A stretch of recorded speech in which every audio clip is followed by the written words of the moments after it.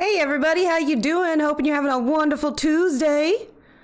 God, I'm making sure my mic's working. Hi, hello. Oh, I didn't know pinning it would do that. I might unpin it. I don't want people to feel like it's an absolute thing. This is just something we had mentioned yesterday. But hello, mussels and mollusks. I hope you're having a wonderful Tuesday. Make sure you ate some breakfast, or if you're in a nighttime viewership, that you ate your dinner. Maybe your snacky. Did you eat your meats? Because then you can have your pudding. I'm going to say hi to everyone who said something while we were streaming up. And because they are first, RD2, enthusiast, welcome in. You were indeed first. Hi, Cyber Slash. Hey, Mako. Hey, Wolfie. Tuesdays. Thinking of going to the library to type a thank you, for thanks for my teacher's retirement party. Oh, that would be so great. I'm sure it's going to be so much fun. I know that when one of my teachers from high school was retiring, I found out when I was getting out of the military, or not when I was getting out of the military, when I was coming home from coming home from the military on a vacation break, and he always used to joke that if we brought him some Haagen-Dazs ice cream, that he would give us a better grade. So I brought him some Haagen-Dazs. So I hoped he enjoyed it. You know, pretty sure all of my high school teachers are retired now. Pretty certain of it. God, maybe. I don't know. I want ice cream. Did you eat breakfast? Is Haagen-Dazs a brand? Yeah.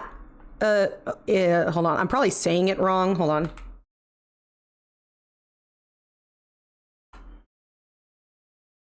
Oh, gotta spell it.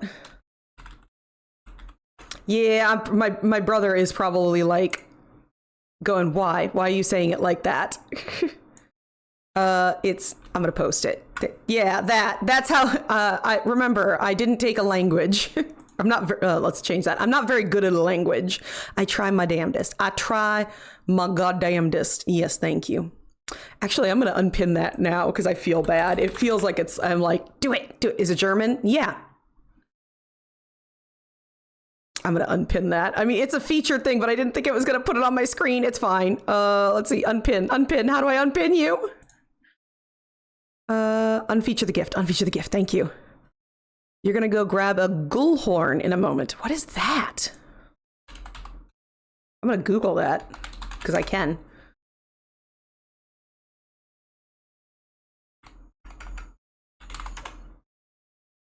Oh! Nice. Okay. You enjoy that. Golden Horn. It's a waffle cone. Yeah. I don't think so. It's American. What? I don't know what's my life anymore. All right. Well, we have got some therapy issues to get through today. If we somehow, I don't know the play schedule on it. If we finish Vampire Therapist, like the main story, we have the prequel stuff to go check out, so I'm excited about that. Haagen-Dazs is an American ice cream brand. What the fuck? Wow, my life. The more you learn. Let's see, scroll and get my game captures and shit.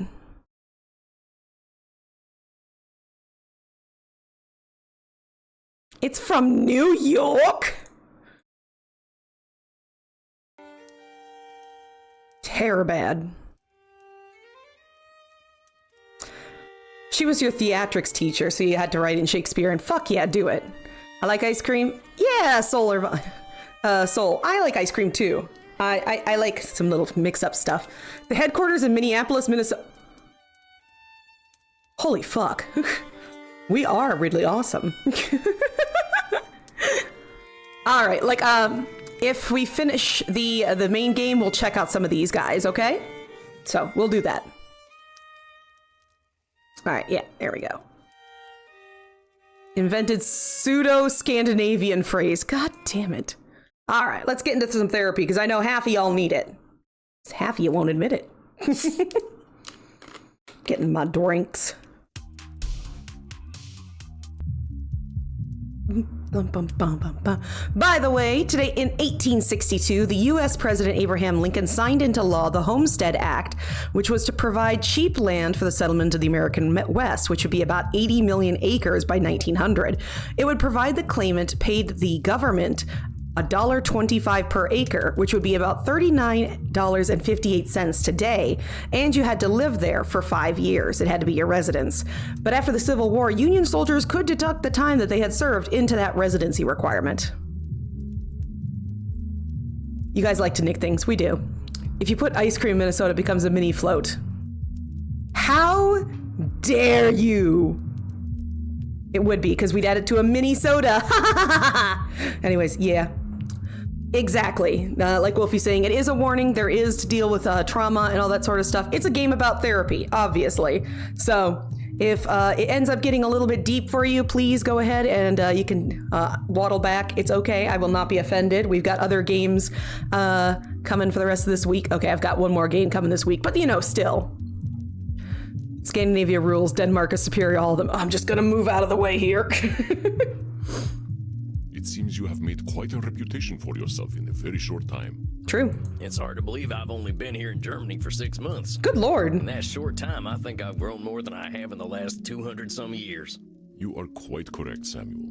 It is truly gratifying to see you grow and change. Can I pin that? Actually, I don't know if okay, the music doesn't cut. Let me. Yeah, hold on. Let me get the trigger warning specifically. Not that one, Mako. Oh, hold on. Blah, blah, blah, blah, blah, blah, blah. There we go.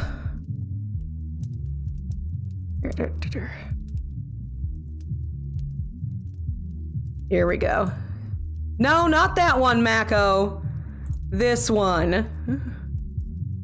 Just as a reminder, Vampire Therapist explores sensitive and potentially triggering topics in a historical context, such as war, abuse, sexual oppression, suicidal ideation, religion, and addiction. So we're going to deal with that. It'll be okay.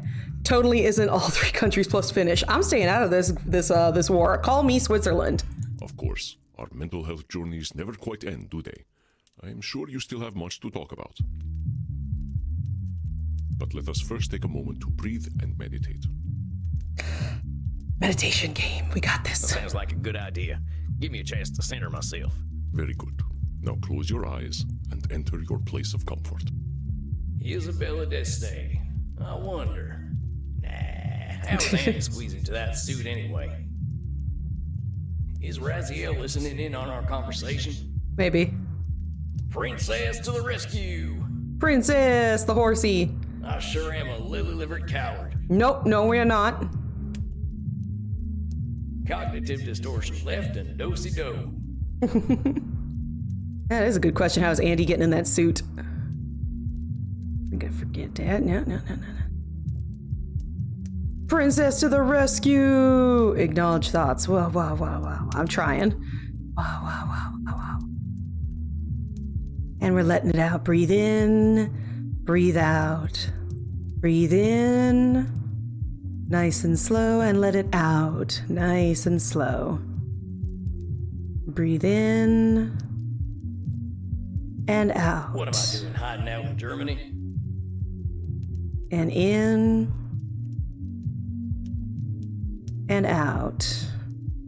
There we go. Is everyone doing their breathing exercises? To pick up my cousin from the airport, so you'll leave chat shortly. Excellent. Say hi to your cousin for me. I don't breathe. Breathe, Cyber! And out. In and out. Nice, good breathing. Am I acknowledging any thoughts? I don't know anymore. No, just thought maybe just there we go. That's a do this to me, Ernie. Ernie. Breathing in. Oh, he's a little shit. Well, then never mind. Out. You keep running, Sammy boy. And we breathing in Sam, loving your horse more than your kin. and The out. United States needs some therapy. Yeah, it does. Sure am glad I don't sweat. And out. Tarnation. What a great word. It is a great word. Breathing into Princess to the rescue. And letting go and not trying to think about Andy in a suit. Breathing in. How do you feel, Samuel? Hey, we kept a perfect focus during meditation. High five, chat. Yeah. Yeah, not bad. My thoughts are all over the place, but that ain't unusual. I'm glad you have that perspective, my friend. They grew up fast. Aw. What came up Yeah, with all my cousins are like that too, Mako. I've still got my head wrapped up in my past wrongs. I feel like kind of a yellow belly for running away from them to come here. Hey, sometimes you need to walk away to focus. I can still remember he was just a baby. Oh, baby. But dang it, there's me labeling myself again. Why are you calling yourself a yellow belly then? It's a pattern of mine, that's all. I gave you my history, and it's a history of my running away. Oh, now he's a university graduate and working. What did he graduate for? I ran from my home. I ran from all the trouble I caused. I ran from my wife and into the hands of a vampire gang. Then I ran from them and hid out in the woods. When my gang tracked me down, I ran off to Europe. Whenever the going gets tough, Sam Walls gets going. Samuel, this is quite the oversimplification. I remember a man who came into my office and told me about how he should have made better decisions. I know, as a grad baby. traumatized child. In each of these cases you speak of, you made difficult choices following terrible events. Have some compassion for yourself, my friend. You don't know he doesn't talk. You know, that's a good point. Like all of my cousins, one of my cousins kind of talks to. Well, she doesn't talk to me. Her comings and goings go through the family vine. But like all my other ones, nope, not a clue. And I definitely had one who was just in high school and thought they were too cool to talk. Yeah, well, I haven't even given you the full story yet.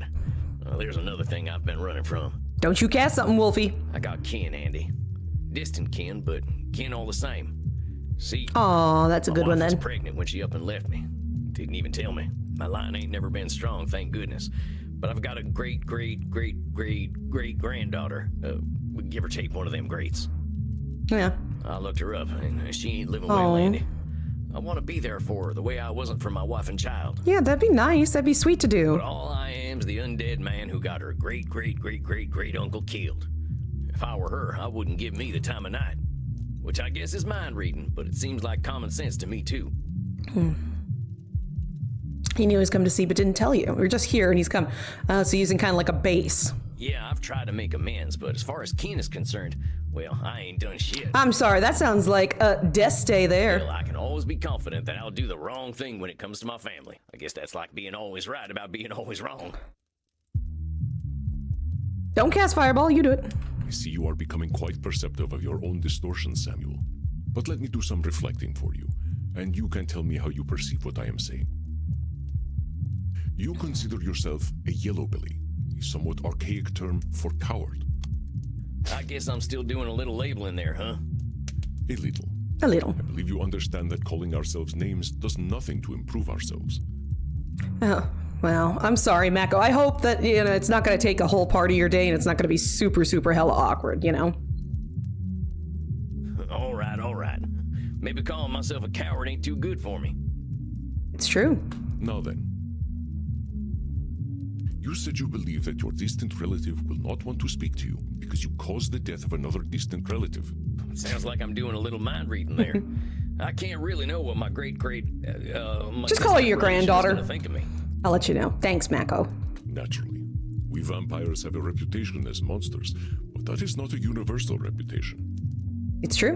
In fact, I believe we are rising in public opinion. We are? Yeah, but if they don't see us as monsters, they see us as sex objects. Touche. And now you are overgeneralizing. Shit, you right. As capable of knowing the mind of society as we are of knowing the mind of an individual. Thank you for caring. Oh, Mako. I try not to burp in your ears. I'm like, oh, of course. Yeah, you're right. I ain't giving my relative the chance to have her own thoughts. I should know better by now. Listen, even if we aren't friends, I'm still going to care about people, too. As Boo is rotating. By the way, on your Boo reports, to let you know, Boo is intensely upset. We have had like 4 days of rain and not been great. Do it, burp in my ear. No, that'll just end up on some weird website. Vashala, thank you so much for the lurking. Hey, Giga. Hey, puppy. You've made good noms. Tell me about it. I have distant relatives, cousins, and nephews. I hope they're doing well. I have cousins. I probably will never have a niece or nephew, Just knowing cutesy boar. No, Boo, no, Boo, no, Boo, please. We've talked about this. Mommy loves you, but not next to the power cord. Oh God, please, back up, Boo, please, Boo. Come here, Boo, come here. Let me give you face love. Let me touch your face. I can't touch your face if you're hiding underneath my desk. Come here, Bebo Boo, come on, Boo, please. Okay, we're good. Boo, go lay down. Listen, Wolfie, if you get my stream cut off because you're trying to coo to Boo. Here, come here. Give me your face. Boo is intensely upset. Give me your head. Because it's raining out, and it has been for the past 3 days, which we need. Thank you for the flop. We do need the water, but he hates being wet. He hates it. As I was trying to say before Boo interrupted me, have a good lurk, Vishala. Give me your head. Excellent wording. Hey, he's got a big head. But yes, he is very upset. He hates getting outside and getting rained on. So he tries to pee and poop as fast as possible, but then it makes him sad because he can't do his potato laying out in the sun. He can't do it. Also, because I heard about Bishala, thank you. I want to let y'all know something pretty cool. What do you think a group of grackles is called? Boxelman? Is that how you say your name? Hi, welcome in. How you doing? Yeah, I know that. There's another shoot statement. It is. Samuel, remember what I have told you. Cognitive distortions are a normal side effect of being human. Box lemon? Is that how I'm supposed to read it? Oh, it is? Hello, lemon. Oh, I can see it now. Box lemon. Thank you, Mako. How you doing? Hope you're having a good time. Grackles, Cyber. Look them up. They're a cool bird. Avocado toast with a chicken breast and over easy eggs with a drizzle of sriracha on top. Nice, puppy. Very nice. Hey, I have mods to tell me how to say words, okay? Listen, as a streamer, you're gonna look at words and you're gonna be like, oh, that's totally something, and then you're gonna be like, no, it wasn't. But how you doing, Box Lemon? I've never seen lemons in boxes unless it's a cake mix. Cognitive distortion classifications are tools, not weapons to beat yourself with. Also, if I somehow have not asked you all how you're doing, please go ahead and let me know. I'd like to know. Give yourself the same compassion you give to your clients. Now then, let us continue to reflect on your concerns. Yeah, let's do that. You also believe that the positive changes you have made in your life are irrelevant where family is concerned. True. Not even at the store? No, I see a lemon. They just have packs of, they're just lemons just sitting out, okay? You have mods to tell you words. I can barely speak English. Everything's a weapon, Mr. Andrew. Everything. It's true. Made the biggest mistake of my life this morning. What? What happened, puppy? Let's see. No. If family's concerned, disqualify the positive? Disqualifying the positive by pretending the change I've made don't mean anything. Lemon's pretty good. It is your favorite cognitive distortion, Samuel. Your humility is most endearing, but it does often enter the realm of cognitive distortion. It do. I'm a friend in Crow and Inky, and I've seen you in other chats before. Oh, well, welcome in. Welcome in. It's nice to see you in here. What is a group of grackles called, Squid? Thank you, Giga. Okay, so I thought that a group of grackles would be called a cackle, just because, funny. No, they're called a plague. You assigned for a race edition Lamborghini. Those are words. They are. Yeah, a damn plague. So I have a plague in my front yard eating my birdseed, but I'm happy for it because it's something other than robins. There is a comfortable place between extreme humility and extreme arrogance, my friend, and that is in truth. It's true. A freaking plague. Yeah, like a murder. So I thought it was pretty good. Throbbins. No! Just robins. Yeah, I know. When you're right, and you're always right. Nope, that's an always right one. I'd rather have a box of lemons than a plague of grackles. Listen, I want birds. Not just fat squirrels eating my bird seed, okay? So I'm happy to have the grackles. You believe I am always right? I guess there ain't no way of knowing if you're always right. It's a car. Give off an always right vibe. A damn good looking car too. So how is it you signed for it, but like what's the problem? I like to have good vibes, my friend, but vibes alone do not make the man. Most of my existence, I thought I was always right. But that was when I was the most wrong. That is expansive. The vibes, dear Samuel. I think my car is only like 26,000. Yeah, I'll try, but you don't make it easy. I can see where I'm making the same assumptions about McKinn, though. I gotta give her a chance before I assume she's gonna hate me. I just know that if I end up going back to the States, things are gonna get complicated. Most of us vampires out west are on the younger side. We're still in that angry, insecure stage. Actually, I know there's a whole gang of them hollering for my blood. Puppy, that's more than my house is. Like, it's more than my house plus my car. Jiminy Christmas, puppy. What do you do that you have this kind of abilities? Are you afraid of them, Samuel? I am afraid. You know what? I ain't. I just know at some point I'm gonna have to deal with them. And my gang is real powerful now, especially their leader. Did I ever tell you about my vampire daddy? Oh, Sam, why did you have to say daddy in a southern accent? I assumed you would tell me when you were ready. Called himself Ernie Awigdunk. Oh. A real piece of work. Fella had more blood on his hands than any vampire I ever met. I know this name. Oh. You know Ernie? He is a part of my darker history. What? A part of humanity's darker history. He is your dark father. You know him? Sam, don't say daddy. I know. Don't do it in a Western accent, please. Daddy. Well, yeah. Is that bad? Southern vampire daddy is not a swear word. No, it's a sentence, soul. He does not determine who you are, Samuel. But the man is still dangerous. His real name is Heinrich Kramer, and he is no mere murderer. He has a deep hatred for all humanity, especially women. Ooh. I am discouraged to hear he still lives. What's the problem with women? What was this guy's problem with women? They refused to enter sexual congress with him. They did not like him. He practiced poor hygiene, acted entitled, and was extremely insecure. Oh god, he's an incel. Your parents are and they spoil you. Hey, take it while you can. Enjoy the abilities for spoilage. He defended his own repellent nature with great ardor, blaming women for their predictable dislike of him. He committed himself to a life of celibacy as a Dominican friar, cementing both his virginity and his hatred. Wait a minute, he sounds like one of the Yeah! types from the internet. Yeah, you got it! You got it, Sam! We were talking about the same thing! I am afraid I am unfamiliar with the term, but he did make his lack of sexual appeal his identity. Dang, well, now some things are starting to make sense.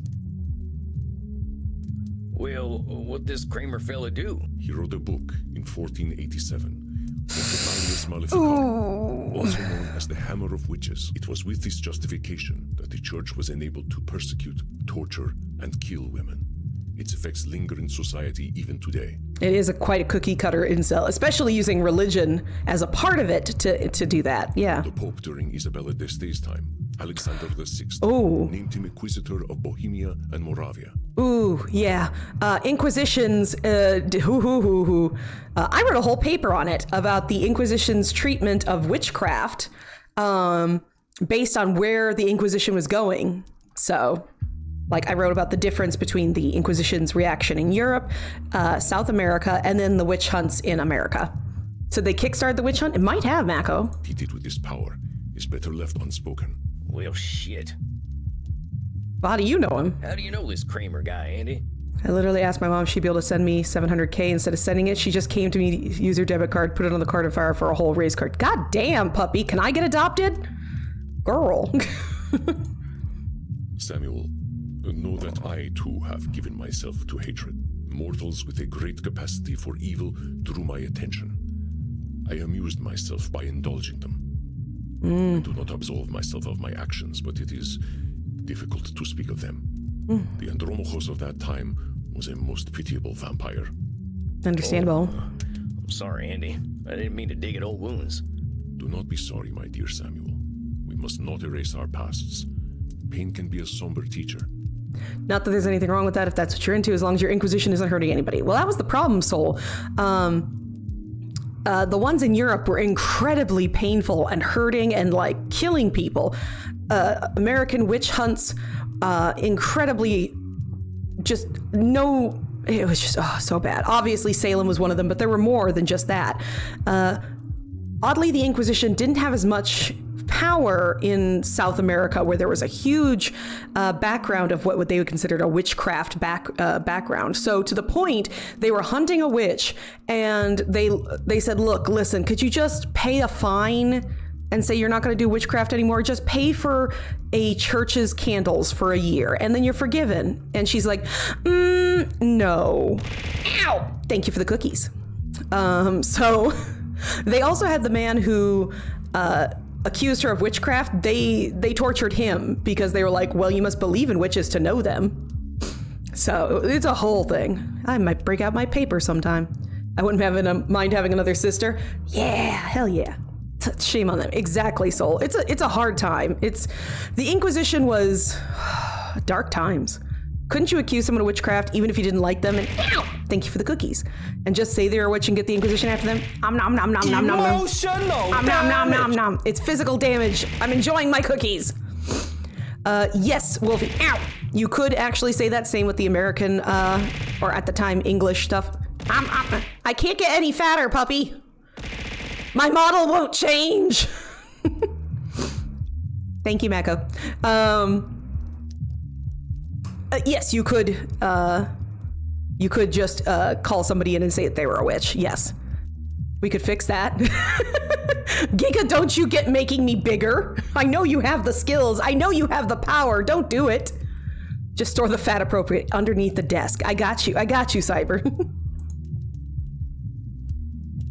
I must ask, what became of Heinrich? Fat stored in the chest. Oh, Jesus! Okay. Fat stored in the chest. Listen, my boobles already move more than I think is comfortable for you all to be looking at times.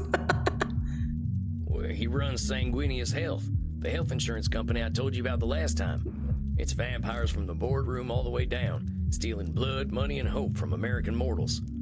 That's just American healthcare. You figured out something about your new car you didn't know? Tell me. More. Fat or cookies? What are you talking about, Cyber?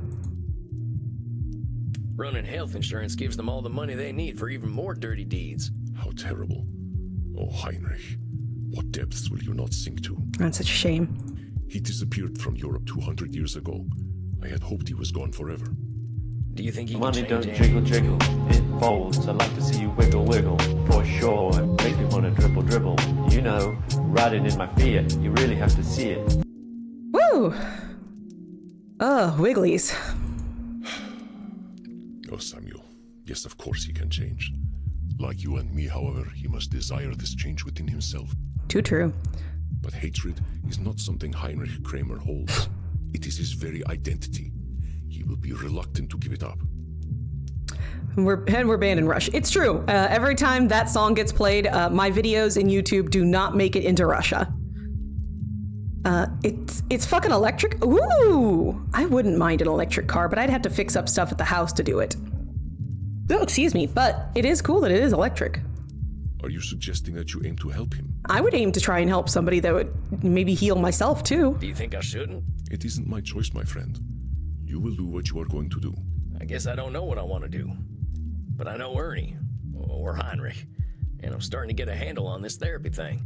If I can help him, shouldn't I be helping him? It depends. Like, there are some people who, one, don't want to be helped, and two, don't want to change. Let me reflect for you. You are aware that you have knowledge of Heinrich others do not have, and that you have newfound abilities as a therapist. Therefore, you believe you should help him. I guess that's a should statement, huh? Just because I know him and know something about therapy doesn't mean it's my destiny to try to help Heinrich Kramer. Of course, Samuel. Your own life is your own. You make your own decisions. Cyber, I assume the same way I don't know which side my my gas tank was until the first time I went to go do it. Yeah, you're right. There ain't no should. I'm glad to hear you recognize this, Samuel. Heinrich Kramer is not your should. Well, thanks for talking this through with me, Andy. I think it's been real helpful for sorting out my thoughts. Of course, my dear. You did all the work. I am merely here to help you reflect. You have become quite adept at recognizing your own cognitive distortions. All there is to decide now is the path you choose from here. What drives you forward, my friend? I think I need to support my family. That is a huge problem for Sam. He holds that guilt a lot. And ow, thank you for the cookies. There we I ran go. away from my family a long time ago. I think we need to support him growing into his family. But I'm done running. I brought precious life into this world and then I abandoned it. I've got a chance to make that right. I had a suspicion you were working up to this decision, though I hoped it would not be so. I really like it here, Andy. And you've been incredible. But if my heart still beat, it'd be beating for home. Can I just mention, what would you like to mention?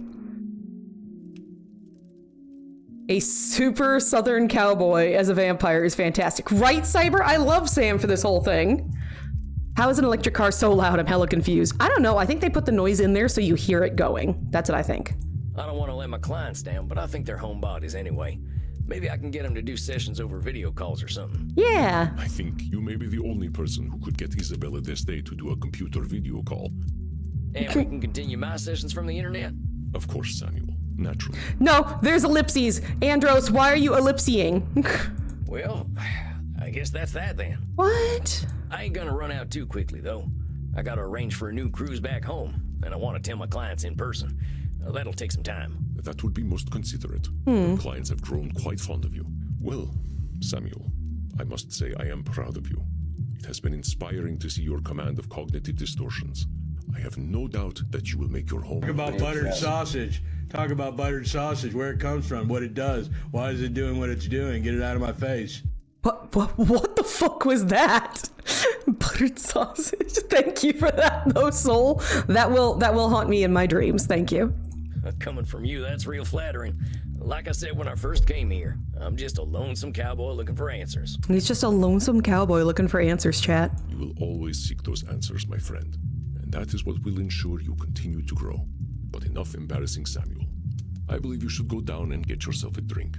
That sounds great, Andy. Rest in peace, Samuel. Well,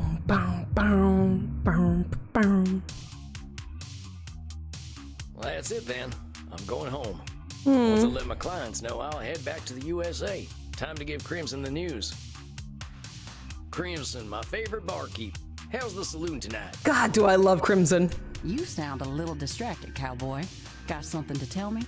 Am I that obvious? Yeah, a little bit. You are. You're pretty adorable, Sam Walls. I like to say approachably rugged. Aw, do you think Sam is approachably rugged? Sure, let's go with that. What's the news, cowboy? Well, I've been here for a few months now. I came here to get trained up by Andy, and now that I have been, I think it's time for me to go home. No shit. Aw. Well, good for you, Sam. I think you're right. I don't think this place is for you. I mean, I ain't gonna learn German, that's for sure. Moving on just seemed like the right choice. I got some unfinished business back home anyway. Like, I'm not gonna learn German, listen. You don't seem that bothered by my leaving, though. I figured I might earn at least a frown. Well, it just so happens that I've got some news for you. Can you guess what it is? Are you turning into a vampire? You're in love with me. Now, Crimson, I know I can be a charmer. If you're in love with me, just go ahead and say it. What? No. No. No! You didn't need to say no that many times. Sorry, honey.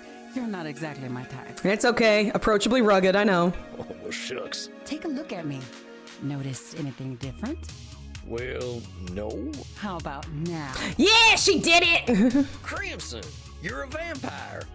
Newly undead and ready to bite some necks. Oh, it's so good. She was flip-flopping between whether she was gonna go vampire, if she was gonna go, if she was just gonna stay kind of that halfway, like a Renfield kind of thing, where she's just taking blood and that's all. Well, what led to that decision? I thought about what you said, about how vampires have got time to start over and time to do things their way. I'm going back to America too. Oh, I'm gonna join a different kind of bar again. you're going to become a lawyer again? The law moves slowly, but I've got time. Oh, this is so.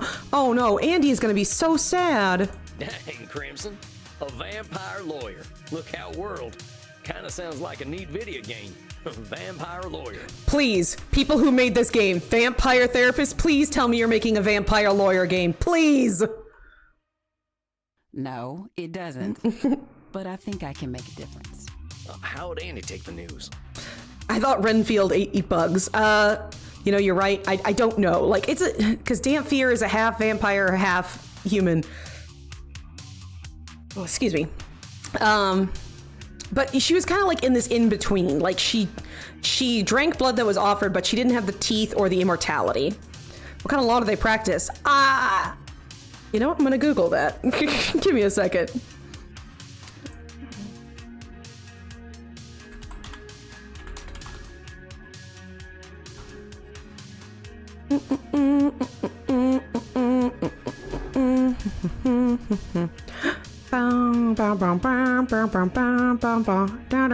Okay, nope. I don't see any lists in it. I know she said she was in DC, so might be.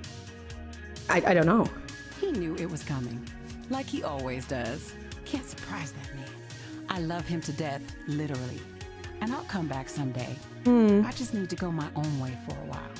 Dang. Well, this is some big news. When do you think you're leaving? Figure I'll go with you. Aww. I'll need someone to show me the ways of the night anyway. Shucks, well that sounds mighty fine, Crimson. Might need your help going up against the big corporation my old gang is running. You got a deal, cowboy. Hell yeah. Don't look now, but dinner's just arrived. Oh. Look, Crimson. She is now ein Vampir. You are one of the night children now? Looks that way. And we're in the mood for a little celebrating. Sam and I are headed to America. Why would you want to do that? Oh, they're not German. No, Cyber. I mean, they are German. They're not vampires. They're vampire groupies. That's what they are. If she's practicing law in that outfit, she will be popular. God, yeah. Yeah, so we're gonna go nibble on them. Don't worry. Even worse. They do have better network infrastructure. Oh, I suppose that is true. Oh, but we will miss getting our necks beaten by you. Yeah, they're just goth. If you join us in the kink room, we will have a foursome. Come on, cowboy. We won't be in Germany forever. Alone at last. My veins throb. Who gets to bite me? I'll let you get first pick, Sam. Okay, chat, help me choose. Are we picking Maxie, who is the lovely lady, or Reinhard, who is the handsome gentleman? Parents' drive looks so odd. No, I wouldn't. Screw it. Screw what? Reinhard? Nice. The vampire lore is different in this game. What do you mean? Go full boys? Do you think they'll touch tips? Maybe. Maybe they will. I don't know. I gotta vote for Reinhard. Anybody else got something to say? What do you say, Boo? Boop. Come here. Give me your face. Boo boo. Come here. Give me. Okay. Scratch the top of your head. Ow. There we go. Sorry. I leaned too much. Oh, got one for Maxie. Oh, I need a tiebreaker. Bee boo. Bee boo boo boo boo.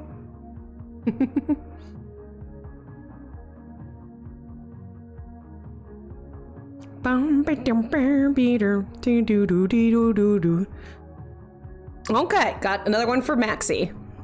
Maxie, get on over here and give me that neck of yours. Oh, du machst mich sehr glücklich. I mean, I have bit Reinhardt a bunch of times, so. And they've discussed how vampires, as they get older, just become pansexual. You really like meine Arterien, nicht wahr? Shoot, I wasn't aiming for them. Oops, okay. I missed again. God damn You're it. not so good at necking, Süße. Let me try one more time. There it is. That's the good stuff. Oh, I am feeling woozy in the most wunderbar Weg. Glad I could be of service. Okay, waddled well, Boo. The new vampire is not so bad herself. Maybe she didn't bite like 2 times and miss it. I am failing at the basics. It was too sexy a neck. I can't take German dirty talk seriously. You're not meant to. I know my way around a neck. I guess I should turn in now. Gotta prepare to give my clients the big news. You are not getting away so easily, cowboy. The night is only getting started. Oh my. Live a little, Tex. We'll be back in the land of Puritan pride before you know it. Ah, what the hell? You only die once. Bobo, what are you doing? Hey, boy.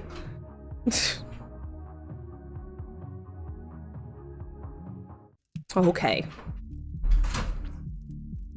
Good evening, Samuel. I believe you are seeing Dr. Drain tonight. Or is it Lord Lourdes?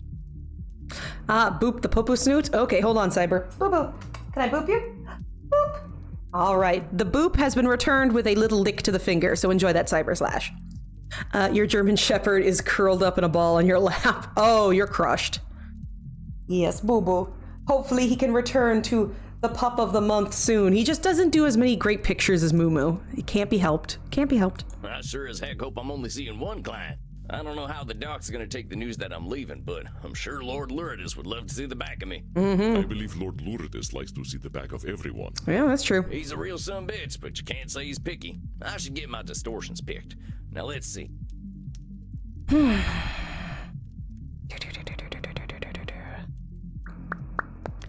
Catastrophizing, always right. Blaming. Nosferatu thinking. That's what I'm gonna go with. She's turning to 6 today. She's a birthday pup. Aw. Happy birthday to you. Happy birthday to you. Happy birthday, dear puppy. Happy birthday to you. All right, got my chambers loaded up. Is that really a phrase, or are you trying to get a reaction out of me? I'm joshing a bit. Cover up your very real obsession with firearms. I know you by now, Samuel Walls. Guilty as charged. I will leave you and your gun in peace. Good luck tonight, Samuel. Hello, Sam. Oh, Dr. Drain, you're looking so better. Evening to you, Dr. Drain. How you been this month? Seems like you had a big breakthrough last time. Yes, I think I did. I have been feeling a lot better ever since. Well, you look great. Like a new man. You do. Or perhaps the same man, but whole. Ah! Well, you look a lot more at peace than I've ever seen you. Exactly. Why don't you fill me in on the last month? I can scarcely believe how the last few weeks have gone. I didn't do a single hour of work. Oh! I let my scientists do it. They couldn't believe I backed off. They thought I was dead. Like, you actually named her Luna, like Luna from The Hell of a Boss? Oh, cute name. Boo is his actual full legal name is Rhaegal. He's actually named after the dragon from, one of the dragons from Game of Thrones. But you are dead. They don't know that, do they? Regardless, I thought I owed myself a little space. I actually stayed here in Germany the entire time. Damn! Really? Here in Leipzig? I went to Berlin. Oh. I heard you can do whatever you like there, and no one cares. I went clubbing, Sam. I bit mortal necks. I really had quite a nice time. Lovely. Yeah, I remember you were a good dancer. Oh, I sometimes danced for several nights in a row. They keep some of these places free from light, so I was free to party day and night. I did end up doing some pharmaceutical research, though the more recreational kind. He's living a little. Ah, Luna's brother's angel dust. Oh. Sounds like you were living it up. You're keeping safe, I hope. Oh, Sam, I'm 430 years old. I don't have mortal fears. Well, still. And did Lord Luridus show up at any point? I dare say he was there the whole time, in some fashion. Hmm. He's a much more agreeable chap when he's with me, though. Good. Good to hear. Sam, something else quite interesting happened. What? Oh yeah? What's that? I engaged in coitus. He got laid! No shit. Oh, goodness, no. I've got Lord Luridus under control now. Not to say that it wasn't exciting, though. I was a little nervous at first. I haven't had sex since I died, after all, not counting whatever Luridus got up to. He did. He fucked. But riding another human being is like riding a bike, I suppose. It just comes back to you. Yeah. Yeah. Well, dang, Doc. I'm just thrilled to hear you're letting yourself live a little. Yes, it's been a satisfying month. I'm headed back to Berlin tonight to meet my paramour again before I fly back to London. Oh, Luna knows exactly where she's supposed to sit. So is this some kind of serious thing? Not at all. Having a conversation with him makes me want to yank my hair out, so I just yank his curly locks instead. Oh. Who the hell are you and what have you done with Dr. Drain? It's funny, isn't it? I would have been disgusted with this person 6 months ago. Now I find I quite like him, and others seem to as well. Oh, good. Well, maybe this is a good time to give you some bad news then. I'm headed back to America, Doc. I reckon I can do more good there than I can here. Truly. But you're all so repressed there. She's my service dog, but she's too clingy. You know, Boo is my failed service dog. He was supposed to get some training to do that. He's only one time tried to do service dog thingies, and he didn't do it quite well. I had a panic attack, and I laid on the ground, and he thought maybe he needed to lay on top of me. 114 pounds directly on your chest, not good. I mean, my panic changed from panic attack to, oh God, can I breathe? I guess you'd know, huh? Touché. Mm-hmm. Well, Sam, I'm sorry to hear that you're leaving, truly. Oh, I ain't gonna leave you high and dry. We can still do our sessions over the internet. It just won't be in person no more. Well, that's all right then. To be honest, I'm not sure I even know what I'd be looking for in therapy now. You're graduating? But then, I didn't know what I was looking for from therapy when I first flew in either. Yeah, exactly. Not the panic keeping me from breathing, just a big dog. Well, I appreciate your keeping an open, scientific mind, Doc. Is there anything you wanted to go over tonight? Honestly, no. I suppose I should snap back to reality at some point and tend to my research, but not now. Luna's trained for PTSD and anxiety attacks. Nice. But remember, them should statements are what got you to lock up Lord Lourdes in the first place. Think about what you could be doing, or what you want to be doing. Mm-hmm. It's that intrinsic motivation that'll take you where you want to go. Exactly. Of course. I'm a vampire now. I'm the master of my own destiny. Attaboy. You got any strategies for what to do if you want to get into that plasma stuff again? If I desire to go down that road, I am surely denying myself my vampiric nature again. Mm-hmm. Perhaps it is best if we maintain our sessions. Yeah, why not? We can keep talking. You can always space out more if you feel like you don't need the sessions. Call if you need more, you know. That's a generally good thing with therapy. 3 years in the Marine Corps fucked you up badly. I totally can understand that. I think I know what I want right now, and that's a spot of blood and dance. What do you say, buckaroo? Oh god, he called me buckaroo. I can't say no to that. Sure thing, old chap. Come on.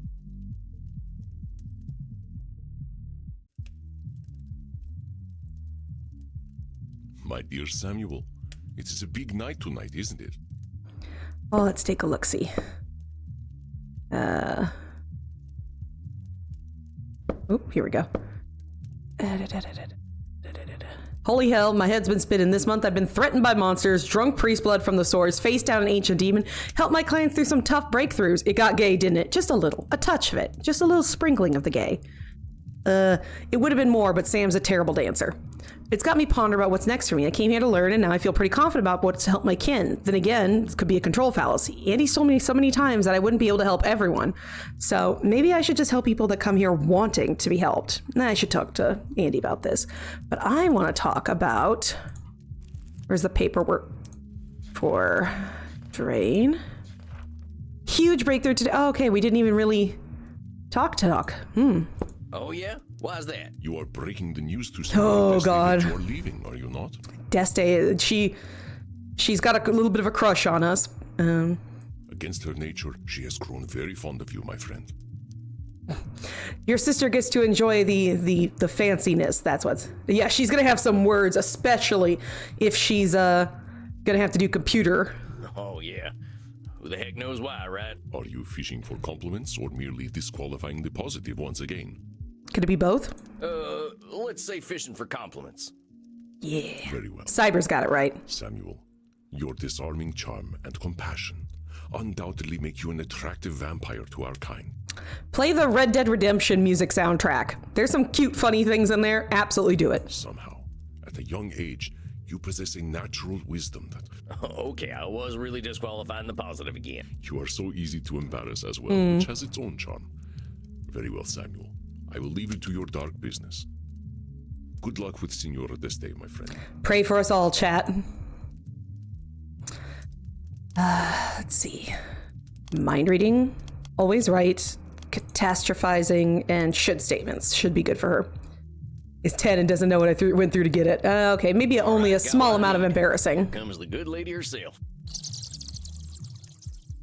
Evening, Senora. It's good to see you. I am pleased to see you as well. You have been on my mind of late. Oh, why's that? I wished to apologize for my behavior during our last session. She asked if we could ever think about being with her, and it's like, listen, can understand. Excuse me. Somebody who has been stuck feeling terrible about themselves, and finally there's somebody giving you compliments and trying to prop you up, can feel really easy to fall in love with. I let my monstrous Oh, side that, come yeah. out, and I addressed you in ways most unseemly. That part too. You have been kind to me and did not deserve this treatment. Oh, think nothing of it, Senora. All right. Therapy's kind of the place Have for a them good big drive, emotions to Mako. Come out, ain't it? I didn't take it personally. Oh, but you should, Sam. I called you some terrible names. I disrespected you. You should be quite angry with me. With all due respect, Senora, I ain't gonna be upset with you just because you say I should be upset. You can do it. You can do it. Maybe that's your perspective, but it ain't mine, and I won't be bound by it. Mwah, Mako, be safe. All truth. I'm glad you let yourself get properly worked up. Yeah. Yes, that is exactly the problem. I allowed it. I allowed myself to insult a man who was being kind and patient with me. I lost control. I should not be so careless. I don't expect you to always be in control. Exactly, we're relaxing Like that. we've been saying since you walked in. You gotta have some compassion for yourself when you do lose that control. Gotta work it. No one's saying you should always be in control. I think you're a superhuman, Senora, but you ain't superhuman. You are, of course, correct. There we go. I fear I shall always have this tendency, Just gotta learn. but I am becoming more aware of it. Yeah, that's thanks to your growth. guidance. That's the absolute best we can expect of ourselves. We ain't never gonna be perfect. Being self-aware is the closest we're gonna get. Exactly. I ain't surprised at all you're making a ton of progress, Senora. You're a lady who likes to do things properly. Just put on some sunglasses, puppy, and you'll be fine. But let us say, not perfectly. Exactly, Isabella. Exactly, you're getting it. I ain't worried about you, Senora. How have the last few weeks gone? Have you done any more art? A little. It can be a little frustrating for me to paint when I am so unpracticed. I think I have always been better at recognizing and cultivating talent in others. The problem has always been that my artist cannot stand dealing with me. Because you had such a focus on perfection. Poor Leonardo used to tremble whenever I said his name. I would like to try being a more patient benefactor. I think that's a fantastic idea, Senora. Maybe the next great masters are out there waiting to be discovered. That's too true. Yeah, I gotta go to school. Go ahead, puppy. Have a good time. Yes, that is my thinking. There will always be rise of the spacewalkers. But I can complain about the state of art today, or I can do something about it. A lot of people were like, why was there such a huge, art, explosion? And why aren't they doing it now? It's like, because art was subsidized by the rich. The rich would pay people to spend nothing, but do nothing, but to learn more of their art, to spend time and grow. It's hard to be an artist and grow if it's not your entire job. See, now that's a great direction for your frustration. Don't let them folks be the only ones making art. That is my thinking exactly. I'm starting a foundation for the arts, specifically for talented, living women. Oh, that's so great. I aim to spend about €1 billion each year. Holy shit. I believe that should be enough to create art worthy of attention. Oh shit. $1 billion a year? Where'd you get that kind of money? My children's children intermingled with the Habsburgs and Medicis. Yeah. My dynasty is full of blood-sucking investment bankers I can exploit. Yeah, you mentioned the Medici specifically, and I'm like, yep, there it is. There's the money. Oh, you mean they're vampires?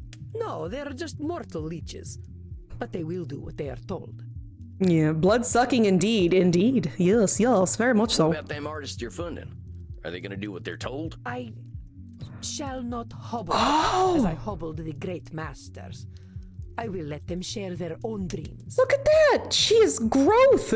Growth! Soul sucking? That might be a part of, the medical field, too. And I'm not talking about, doctors and nurses. I'm talking about insurance. But they must be dreams. I will not fund a rise of the spacewalker. Fair. Seems like you got a good game plan, Senora. This sounds like a real touchdown. What on earth are you talking about? Oh, never mind. Just saying, seems like you're on a good path, Senora. Maybe this is a good time to tell you I've got some news too. The world's true evil. It's true. I have my my insurance is covered by the VA. Since I'm 100% disabled in the VA's eyes, they pay for all of my treatments. But they'll still send me paperwork to show me what my bills would have cost and what the VA's actually paying. I got a bill that said, the stay for my first hospital stay was $40,000. And the VA said, we'll pay you $20,000. And I'm like, oh God, I'm gonna have to pay $20,000. And the VA's like, no, that's just how much they know they're gonna get from us. And they just swallow the rest of the cost. And it's like, now wait, this teacher has to take a photo of the car. I would. It is worse in America. Cry for us. Light a candle. I'm going back home soon. To America. Why would you ever want to go back there? Are you trying to get away from me? No, it ain't nothing like that. I've got my own reasons. Stuff at home that's waiting for me. I will not cry for you. Will you light a candle at least? I know I can be a little intimidating sometimes. I'm not escaping you, Isabella. It doesn't have anything to do with you, Senora. It doesn't mean we have to stop doing our sessions. We'll just have to use some of them internet video chat things. I will just shake my head at your insistence that everyone is on their own. Oh. Well, I don't like the fact. I do not like the system that it is. It's a terrible system, and I really wish. And I know I'm very, very lucky to still get what I have, but I still had to essentially sell my body for it because I gave part of my my health and youth to the military, and in exchange I got disability. So. But I do not know how to use such things. Can't you stay here? No can do, Senora. Besides, you gotta admit, I don't exactly fit in here in Europe. Ooh, I have an ad starting in a minute. So sorry about that. Perhaps we need more men like you. Maybe. Well, trust me, Senora. I ain't that special. I got my problems just like anyone. Hey, fellow disabled streamer. Hell yeah, Box Lemon. It's a bit easier for me in Canada, though, I bet, medical-wise. A little bit. Yeah, it is, unfortunately. Well, I mean, fortunately. And like I said, my disability is covered by the VA, but it's still, it's iffy. Like, the whole reason I am in some major issues now is because the VA did not take me seriously. And that doesn't even have to do with my military service. You were born with a cleft lip? Ooh, do you mind me asking a question about that, Cyber? Dude, if I didn't have BA benefits for the insurance, all the stupid shit, I'd be screwed. Totally feel that, puppy. The pups of my time would have hated you, dear Sam. They would feel naked before you. I'll ask you after the ad so you can hear me, okay, Cyber? Let me know when you get through. Because it's coming in 3, 2, 1. It goes. I suppose if you must go, then you must go. Will you at least teach me how to do a video call before you leave? That's so cute. We get to do a grandma thing. We can take a little time now if you're willing. I would like that. Very much. It did not go when you said, I know. It makes me a liar. Oh, I don't have ads. God damn it. All right. For the cleft lip treatment, like, did you have to wait? Like, how did the surgeries and all that kind of go? Come on, Senora. I'll show you how it's done. I'm just interested in that kind of thing. Oop, Oh, you're sub. You're right. See, you're dodging it. My dear, so lovely to see you. How are you feeling this evening? Sorry, I gotta get this ban in because somebody's selling ads and we can't do that. No, no, no, no. You had your first surgery at 2 weeks old. Oh my goodness. Yep, mod stuff. There we go. I really got to add all these new people on my list of... Oh, 2 weeks. Oh, better than waiting. A little nervous, I suppose. You know, everything's all smushy. There's the ads. Now I'm deaf. No! You'll be back soon. About Edmund? Yeah, he didn't seem to be doing too well last time. Feel for the guy. You had empathy and compassion for him when not many would. If you continue this approach, I am certain that all will turn out for the best. I ain't so sure, I gotta admit. Maybe Eddie would have been happier living the lie. The lie can't continue for forever. In the short term, I believe you are correct. Inertia is always the easiest option, but inertia can also lead to a certain decay of spirit. Edmund, as you so astutely pointed out, has time to grow as a human. Too true. Your boyfriend's texting you. Oh, cute. He will find his joys once more.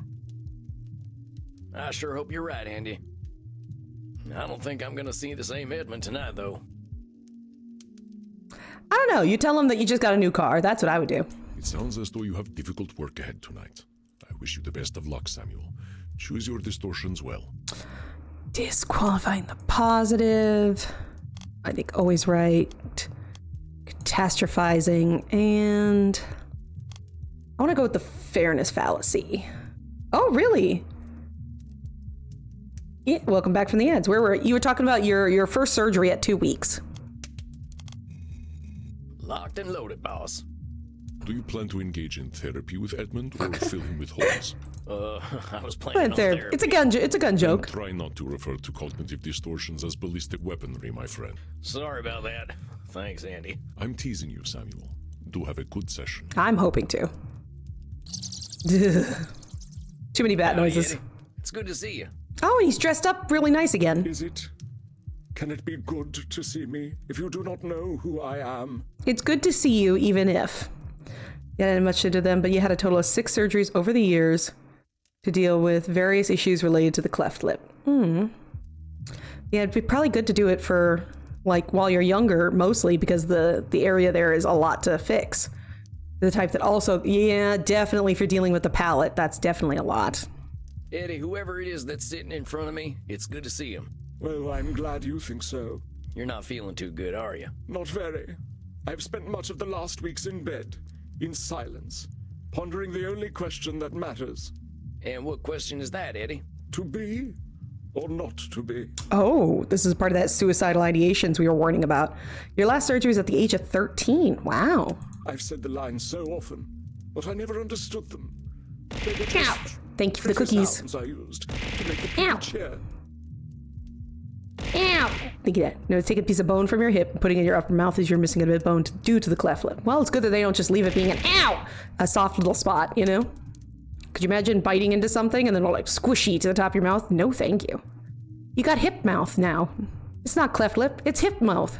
I said them with conviction, with emotion, or simulacra of such. So full of sound and fury, yet in the end, signifying nothing. Oh yeah, the support due to lack of bone. Yeah, that's something that dental is like really important, is because especially if you like lose teeth, like when you have teeth removed, you can start to have parts collapse in. So you got to make sure that you don't need some support in there. Really sturdy, not that much. Now I know that the answer is not so simple. To be, indeed, or not to be. Well, maybe you can walk me through it, Eddie. I never was much of a theater guy. Like, I'm missing a tooth. I had a tooth removed rather than fix it. So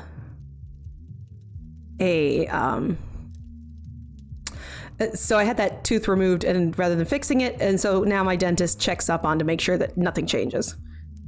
Your teeth were sensitive and throbbing yesterday. Did you do flossing and, good brushing? Or do you think it's something that might need a dental visit?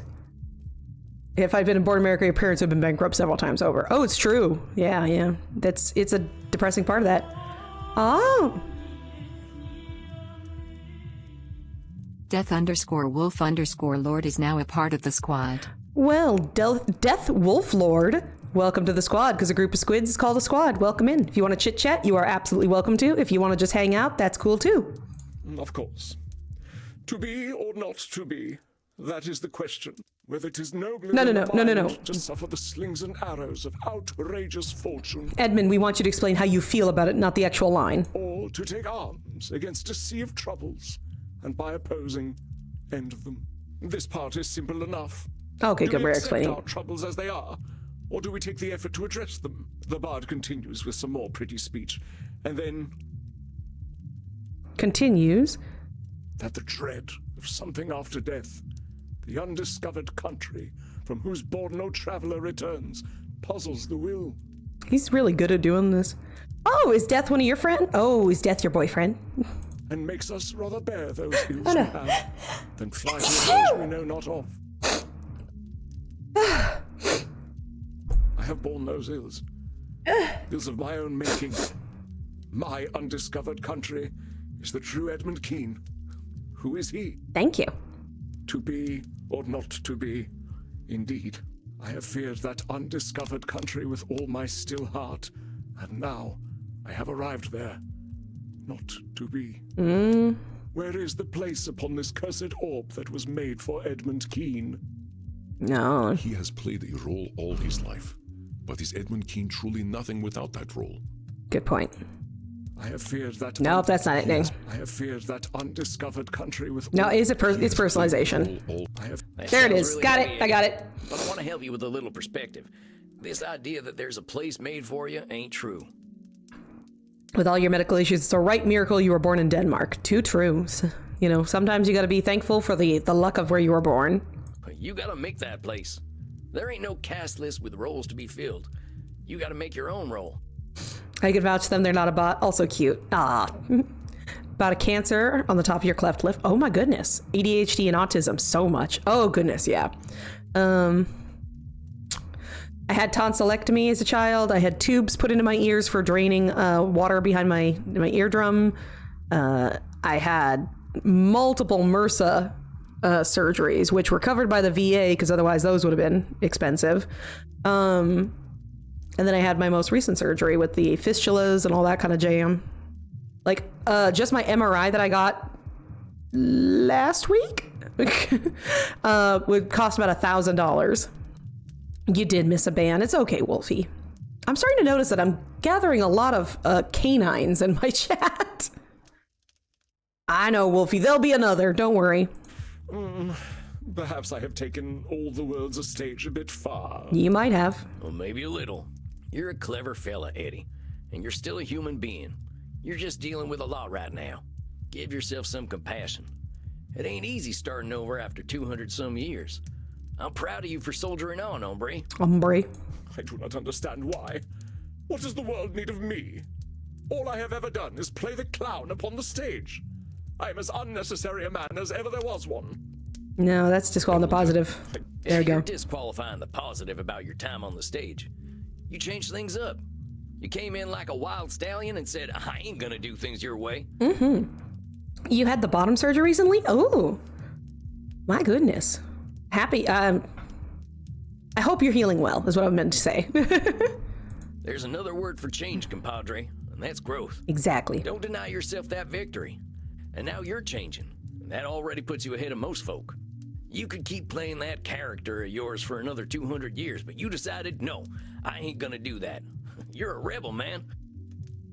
He is a rebel. Oh yeah, yeah. I'm still hoping for the good for you there, puppy. We've got this right here for a reason. Absolutely allies. You are kind. And I suppose it is true that facing the slings and arrows of righteous fortune is a virtue in itself. It is true. Oh my goodness. Ow, stretching. Ow, pippity popping in.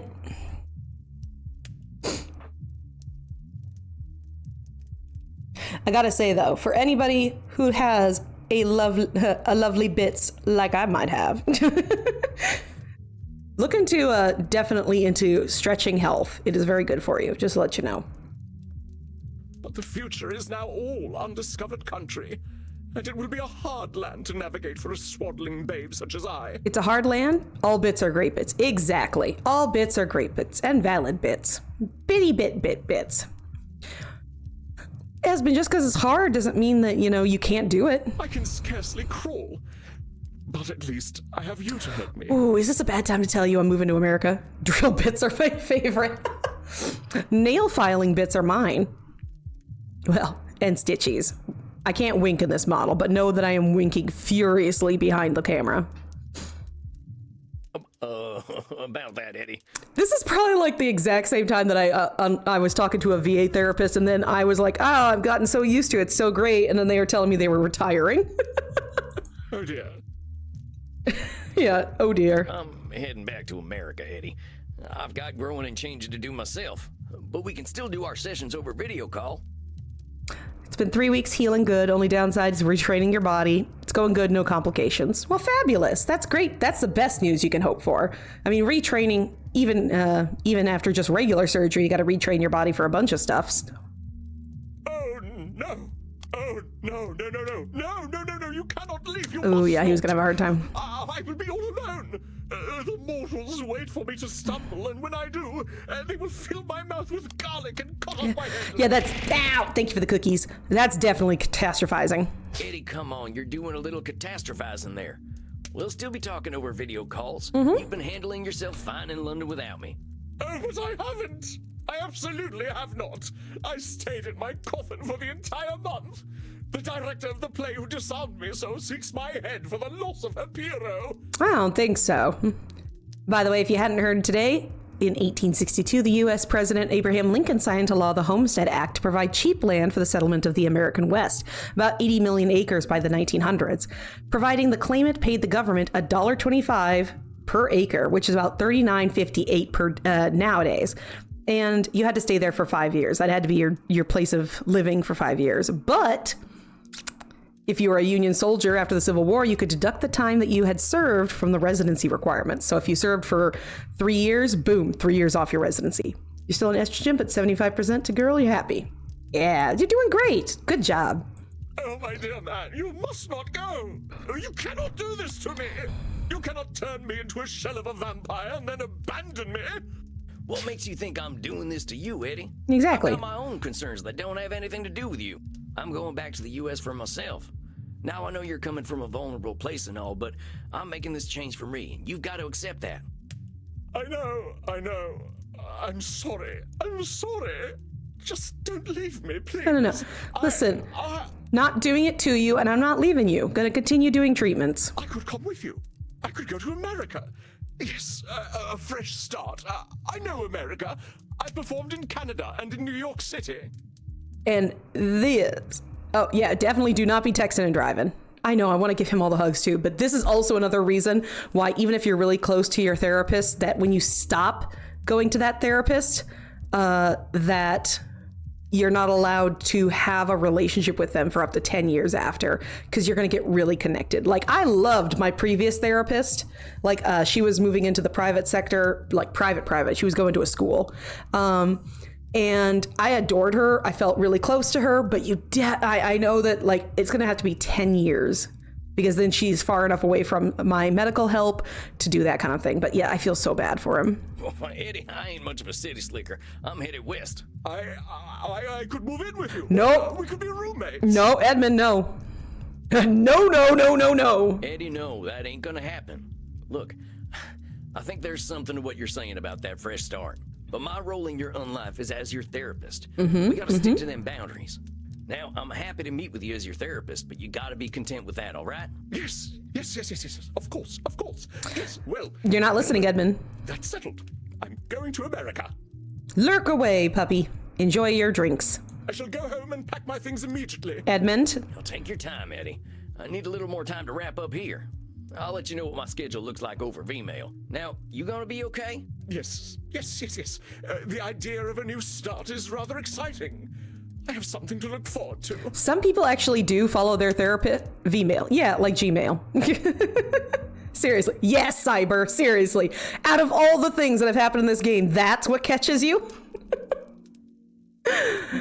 Some people will follow their therapists. Like if their therapist moves from like one specific spot to another, they will follow them. Normally they don't move, and they did have a reference to Red Dead Redemption. They did. The rest of it is tasteful, at least. Really, Cyber? Tasteful? Okay. All right, Eddie. I'll talk to you soon then. Of course, yes. Oh, my country. My country is of the sweet land of liberty. Eddie, we're vampires. We don't have countries. Don't go trading one problematic identity for another.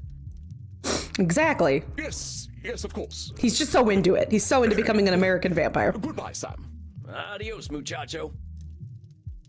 Well, a new companion is it, Samuel? 2 new companions, because we're taking Crimson, too. Oh, it ain't like that, Andy. I know. I am very pleased with you. You maintained your boundaries well and gave Edmund a lifeline. Well, an unlifeline. You are the future of vampire therapy, my friend. Oh, shucks. I'll settle for the present. Then the present is a fortuitous one. I believe you're owed a drink. Oh, yeah. After that, I sure as hell need one. Hell yeah. Then go downstairs and enjoy yourself. You shall soon say goodbye to your last client. Oh, no. Enjoy Crimson's best while you can. I will. Rest in peace, dear Samuel. Andy, I'm gonna miss you. I'm gonna miss you so bad. We're gonna have to say goodbye to Mabe. Greetings to you, my dear Samuel. I'm seeing if we have any. It is, as always, a pleasure to see your face. I was gonna say, I don't think we have sessions technically. Can't help but imagine Henya's voice whenever I say that now. Henya? Who's that? Oh, thanks, Andy. You got a nice face, too. Why, thank you. It has served me well. It has. I suppose tonight's meeting is bittersweet. You are saying goodbye to your last client, yes? Yeah, that's right. Medi should be showing up anytime. Oh, another VTuber. Oh, VShojo. Oh! Yeah, they're pretty amazing over there. They got a lot of people who are pretty awesome. I would like to give you something then, before she arrives. Kiss? Is it a kiss? Please tell me it's a kiss. Kiss, kiss, kiss, kiss, kiss, kiss, kiss, kiss. Thanks, I guess. Oh. What is this? A piece of wood? From a barrel. One that once contained a naked man whose wisdom I was not ready to appreciate. I know. See, Cyber? I was totally for it. His name was Diogenes. He would scream at people as they passed by, telling them to break out of the realities they were so comfortable in. Naked man, eh? Yeah, I guess a little gay. He questioned Athenian society, no matter how sacred, and emphasized the return to the beauty of nature. He saw somehow through the constructed reality we have all created and understood the miracle of the individual. It's a fancy gift. You, my friend, through your rebirth in death, your travels in the wilds, remind me so much of the man. Oh. Thus, I give this part of the barrel he lived in to you. Wow. Dang, well, thank you, Andy. What's it say, though? Some great insight about what it means to be human? I'm going to take a guess that it says he lives here. It says... Yes! I was kind of right about that. Yes! Well, all the same, I love it. Thank you, Andy. It could have no greater honor. No, Boo, no, we talked about this. You needy baby. Bobo, come here. Come here. Come here and I'll give you lovin', but you can't go underneath my desk, sweetheart. Sweetheart baby boy. Come here. Just give... Oh, he's pouting now. He's pouting. Bobo. Oh, Bebo. Come here, baby boy. My baby boy. My baby. He may be 100 pounds, but he's a big old potato baby. All right, Medi. Disqualify the positive. Mind reading. Catastrophizing. Labeling. That's what I'm thinking. You made Boo pout. I did. He's very sad about it. Got my ammo at the ready. We really need to talk about this gun stuff sometime. Whatever this thing is, it is very old. It is very old. Quick trip to Starbucks. One huge problem. My car doesn't have cup holders. It's time to learn to hold with your thighs. Yeah, I know. We'll get to it, I'm sure. Do not worry about it for now. Please take a moment. She comes. I hope so. Hello, Nice. Oh my god, I love her outfit. She was supposed to be sewing her own stuff. Oh. Oh, hello, Mitty. Interesting clothing you're wearing tonight. How have I been? Or rather, who have I been? Sure, how about who have you been? Is it being yourself? I've been a halfling druid. Oh, wait, are you cosplaying? You've lost me. That's all right, sweet cowboy manling. I've had ever so much fun as a halfling druid. My name is Bulgo Fraggykins, a halfling of Tuckland. When I was a child, I saved a tree from being burned by a group of... Oh my god, nasty she's into D&D now. The trees gave me magical druidic powers, which I now use to cleanse the land of evildoers. Why did we have to... Okay, you can't really see it, but her name changed from Medi to Bulgo. Hold on, is this a thing that actually happened? No, it's not. Sam, come on. Living back in your time. Yeah. What are you talking about, my sweet? It's happening right now. Me and my companions. What is the noble quest? What's this noble quest you're talking about? Well, in the city of Balin's castle, there's a philanthropist mage named Durgan the Munificent, who keeps the people happy and content. But my fellowship and I have discovered that he's actually a warlock serving Anne Calgon the Clean, an ancient dragon who seeks to purify the land of Poor all Sam. mortals. Durgan is cutting down trees throughout the realm, which upsets me very much as a druid. We're going to defeat him, face Anne Calgon, and save the land from certain doom. What a time for me to have to leave. I know, Cyber. Thank you so much for being here while you could. Please get some good sleeps. Bye-bye. Bye. Okay. Your name's Bulgo. You said your name is Bulgo now, not Medi? That's right. My name is Bulgo Fraggykins of House Fraggykins. My family produces the finest pipeweed, Fraggykin Kush, but they're always burning leaves to get high. They don't approve of my becoming a druid, so I have to leave home and live in the woods. That is, until the trees started to disappear. Oh, God. She's fallen headfirst into D&D, and I love it. So, I gotta call you Bulgo from now on? That is my name. Well, all right then. Bulgo. So what does a druid do? You never told me you were a druid. I know them types were all over Ireland back in your time, right? A druid is a servant of nature. We protect all things that grow from the forces of evil who aim to corrupt them. In return, nature gives us certain magical powers. I, for instance, can turn into a squirrel and a wolf. I just realized she's wearing fake ears, isn't she? Hold on. Yeah, she's wearing fake ears. I love it. Well, dang.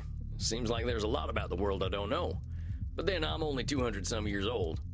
And you're very silly. Mousy indeed. That too. Okay, I gotta admit, I have no freaking clue what the hell you're talking about, Medi, or Bulgo. Are you doing all right?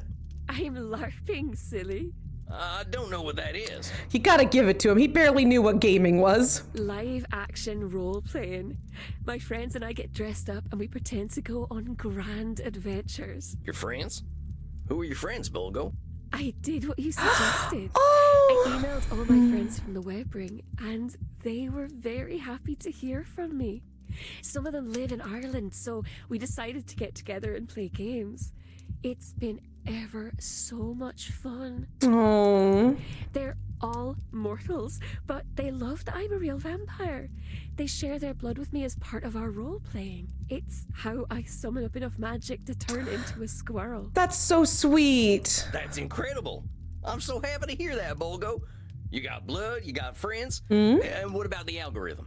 My friends and I performed a mystic nature ritual to clear my mind. Oh, it's so sweet. She's got such good, kind friends. Nature provides what I need, not hyper-intelligent monsters. Mm-hmm. The algorithm only wants boring things anyway. I close my glitch and only sell its accounts. Wow. I like my IRL friends better. That's amazing. And how do you feel? I feel happy. You were quite right. There are kind mortals. My friends have lots of mortal problems, but I have lots of money, so they don't need to worry about mortal things. Oh, goodness. That's so sweet. She's growing. Sounds like a pretty decent exchange, Bulgo. Sounds like you're in a pretty good place, huh? Well, almost. Oh, no. What's up? I have one problem that plagues me. Well, what is it? Orcs. I hate them. Orcs. Orcs. They're all awful. Oh, hey. They cut down trees for fun. They're always saying dirty words, and they like to kick halflings. Bulgo. Come on, that's overgeneralization. Come on. I haven't met any orcs, but I know you haven't met all of them. You don't know their stories. Maybe they're that way because they were raised in troubled households, and they don't know any better. Maybe some of them act that way because that's what you expect. Show a little compassion, same as you'd show for yourself, and maybe them orcs will surprise you. But the rule book says all orcs are evil. Not anymore. The D&D, people were so pissed about this. The D&D said normally chaotic evil races aren't considered chaotic evil. It has to be by the individual. And it's like, yeah, because not everybody. Since when do you follow a rule book, Bulgo? Perhaps you're right, little mouse. I have been a bit harsh on the orcs. I shall be kinder from now on. Good, Bulgo. You do that. I gotta share some news with you, though. I'm heading back to America. I've got my own orcs to deal with. Of course, we can keep doing our sessions over video chat. The time zones are a little rough, but I can talk just before dawn. Oh, that's all right, little mouse. Oh. I would rather not do a lot of computer things. And I'm feeling much better now. She's graduating. Oh. Are you sure? I'm happy to talk, and I don't want you to think you're all alone. Little whisker face, don't worry about me. I have what I need now. Well, if you're sure. If you ever need me, just send me a V-mail, okay? That ain't no social network. More of a digital Pony Express.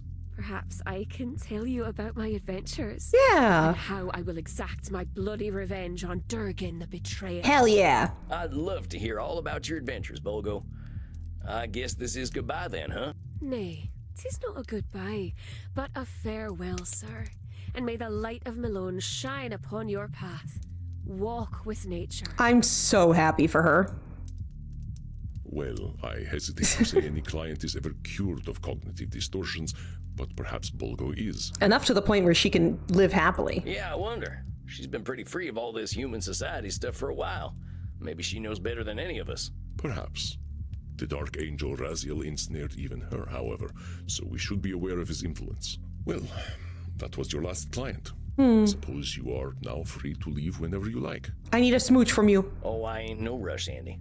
I'm still dealing with the cruise line to get some space for my coffin. I'll be here a little while yet.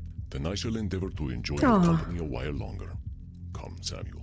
The nights grow long. Let us enjoy ourselves. Hell yeah.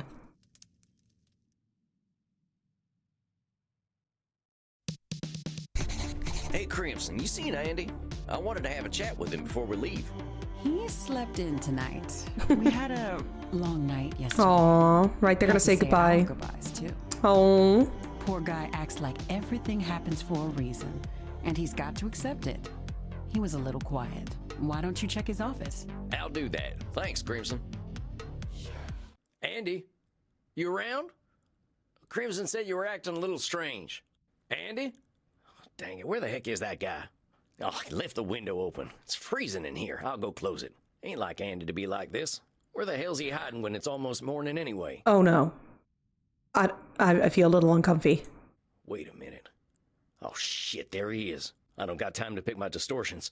I'll just have to use the ones I know best. Oh god, is he greeting the sun? Andy, what the hell are you doing out here? The sun's coming up. I did not intend for you to find me, Samuel. I had said my goodbyes already. What are you talking about, Andy? There's no need to be thinking like this. Come on inside and we can talk. Do not fear for me, dear Samuel. I do not leave out of despair. There is no distortion.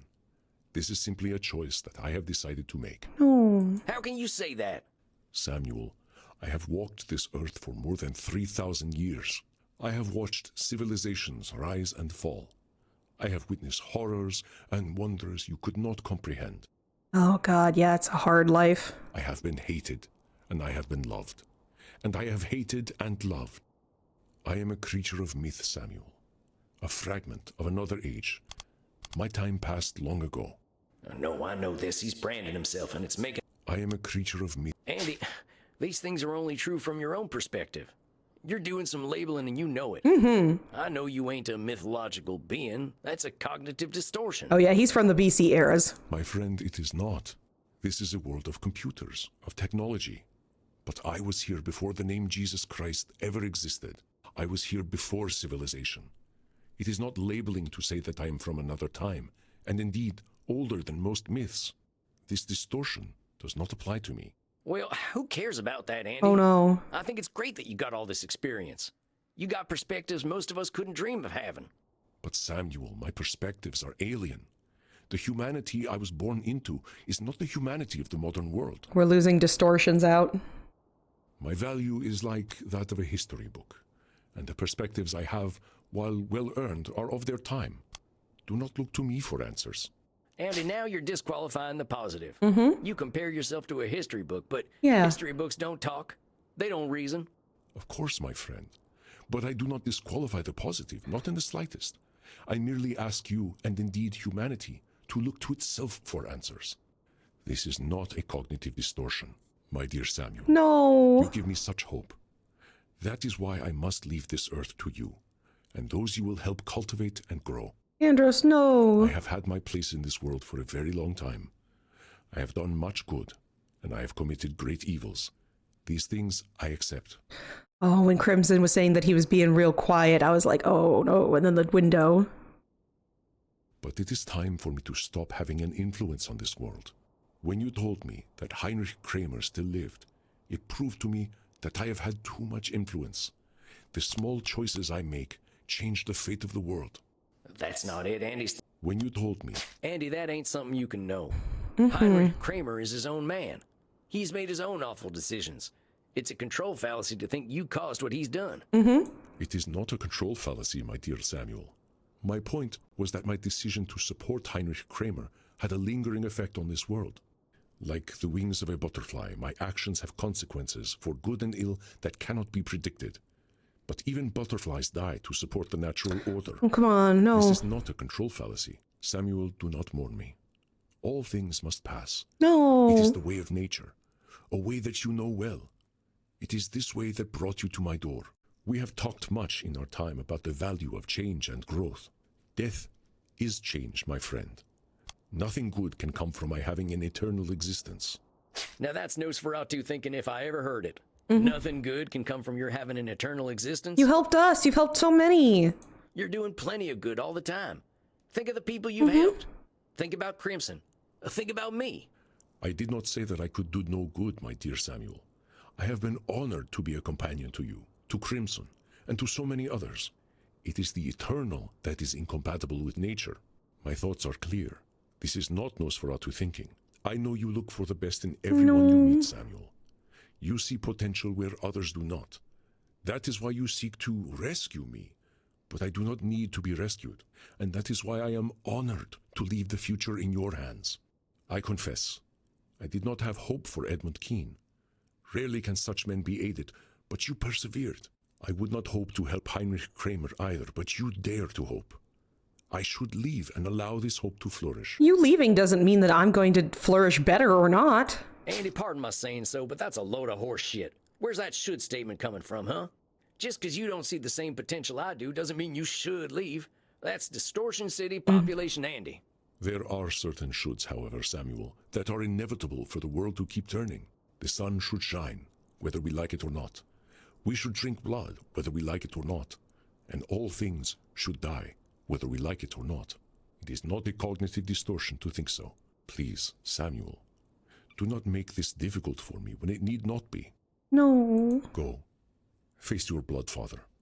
I believe you will succeed in turning Heinrich, and that will bring me peace in death. But, Andy, I don't want you to go. No. I know, my dear Samuel, but I must move on, just as you must. I have had my time here. Too much time. Too much blood has been spilled on my account. I have done much to atone for this, but for good or ill, my time must be over. I have a confession, Samuel. Perhaps it will make my decision clearer to you. I am Heinrich's bloodfather. Oh, shit. What? I made him into a vampire. I gave him eternal life. In my hatred for humanity, I empowered him in his dark work. It is my choice that brought the Malleus Maleficarum into existence. My choice that fueled the deaths of so many. The beating of my wings 600 years ago killed your brother, destroyed your family, even caused the death of your princess. I am so sorry, Samuel, but I hope you can understand why I must go. The world does not need my continued influence. There is no cognitive distortion that clouds my thoughts. Oh yeah, a lot of regrets. Of seeing the long arc of history formed by my hand. I don't know what to say, Andy. Then say nothing, Samuel. Go back downstairs. Live your own life. I have accepted my influence on this world, but that influence is over now. Crimson is now a vampire. She needs me no longer. You are a greater therapist than I. I am at peace. If I may offer a last word of advice, my friend, remember your strength. Approach every client with the same mentality you always have, and it will serve you well. Wait a minute. Approach every client the same way. I know what Andy needs. Is it a hug? Now, I wish to see the sun Compassion. one last time. There is nothing more you can do for me, Samuel. That's where you're wrong, Andy. I do have something to offer you, and that's compassion. I know you've done some awful things, and that must weigh mighty hard on you. I can imagine the pain you feel at seeing someone like Heinrich Kramer running around reminding you of the vampire you used to be. I appreciate your empathy more than I can say, Samuel. You are right. It is painful.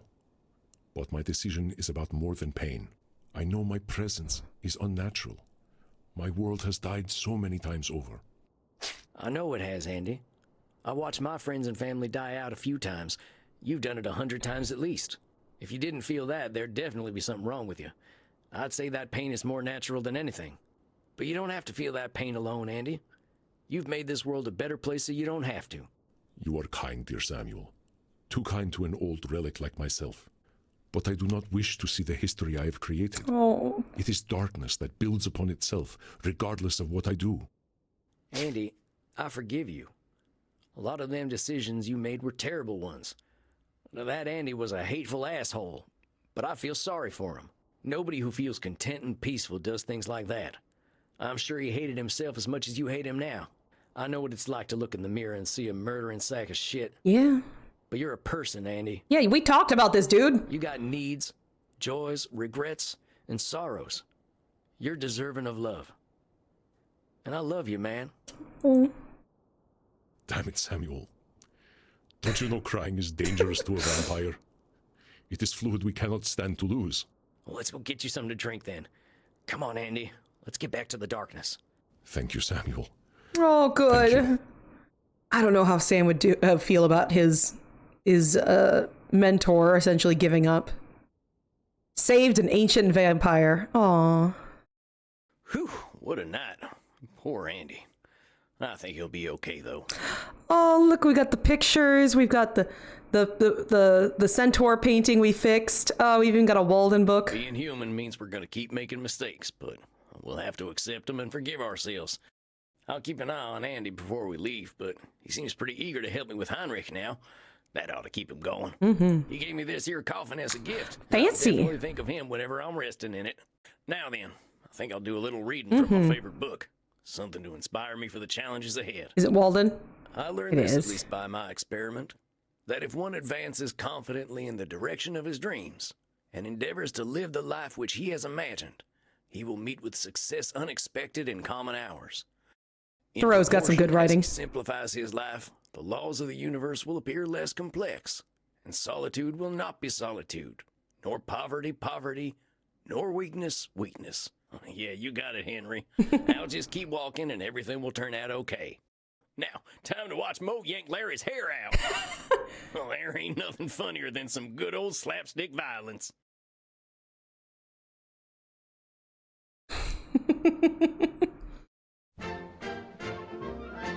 Getting some Three Stooges up in here, everybody.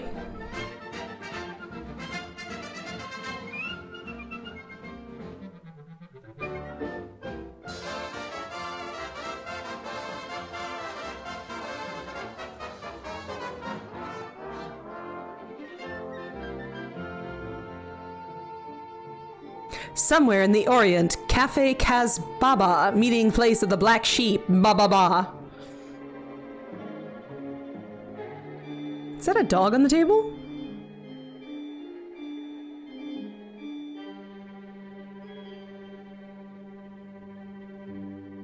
Ooh.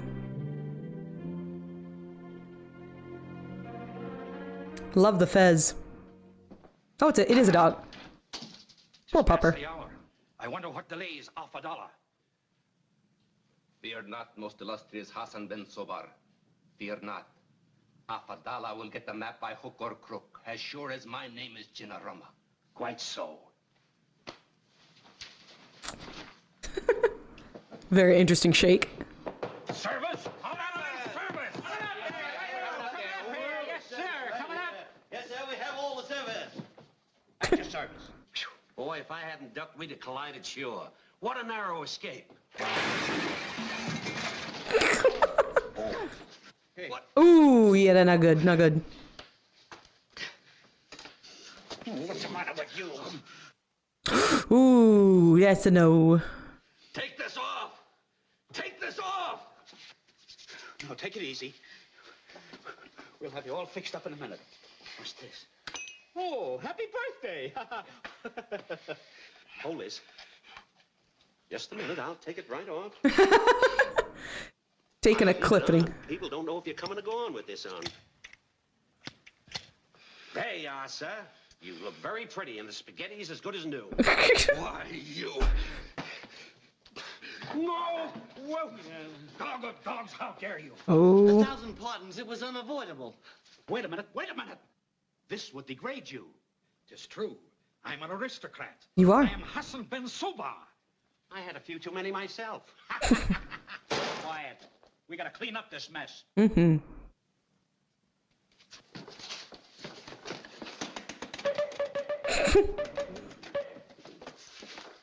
Why? Oh, get busy. Yeah, get cleaning. Thank you very much. Come on now. Stop it, will you? Breaking him to pick him up. Goodness. Travel by night. Perhaps if $1/2 does not...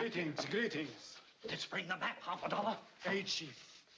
But as I slit his throat, with his dying breath, he said someone else had a duplicate map.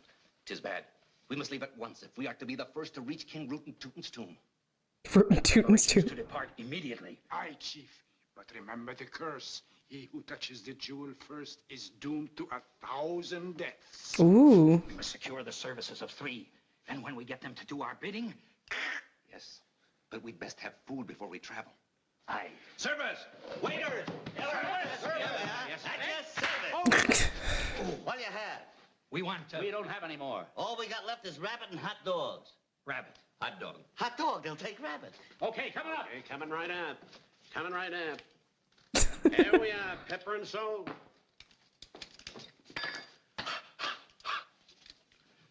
Polishing on his beard.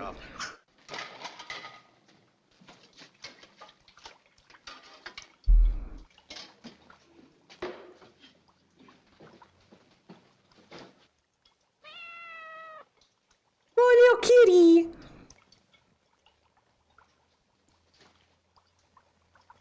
Scat! Come here. I need to watch a Stooge marathon on Discord. You.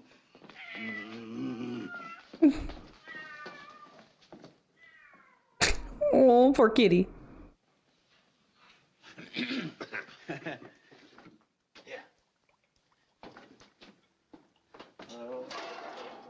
That the dog? Is that another cat?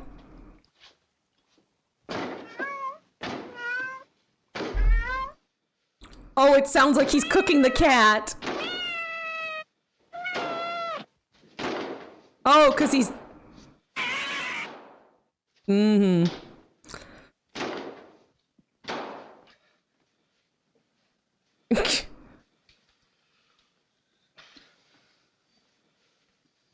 He's got ketchup. Ketchup. Oh, little popper. Oh, got hot dog. Come here, you. You get away. Now I got you. Come on. Now I...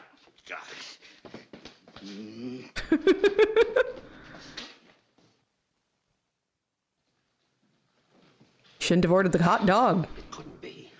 Or could it? Now you stay here. You be a good boy, you. Now sit there.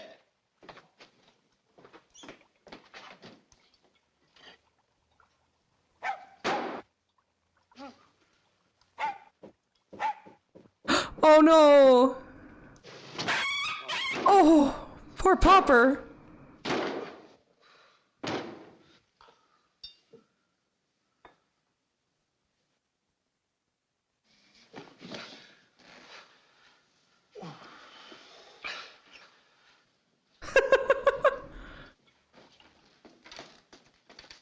Here you are, gentlemen.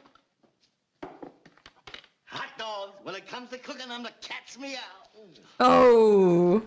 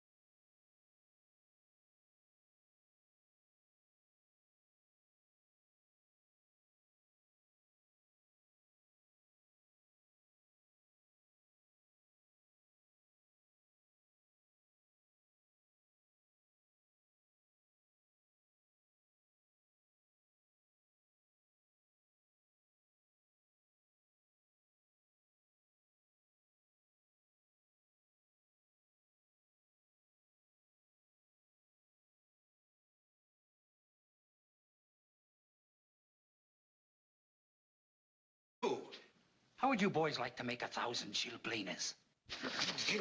You've convinced us. What do we have to do? There is a diamond worth a king's ransom. Do you hear? A king's ransom. Gentlemen, this map will lead us to the treasure. Now pay strict attention. Oh my. Hassan Ben Soba, you are late. I got the diamond, you got the gate. Signed, oh my gosh, Immer of Smo. Oh, ruined, defeated. That murderous cutthroat. He has the famous 100-carat diamond. 100 carats, he's showing to his onions. Quiet. This map is useless to me now. With that diamond, I could have quit my job as the doorman at the Oasis Hotel. Hey, Spinach Chin. Do you mean to tell me you're only a doorman? Yes. Well, there's the doorman. Oh. Will you give me 5 for this? No, but I'll give you 2. I'll take it.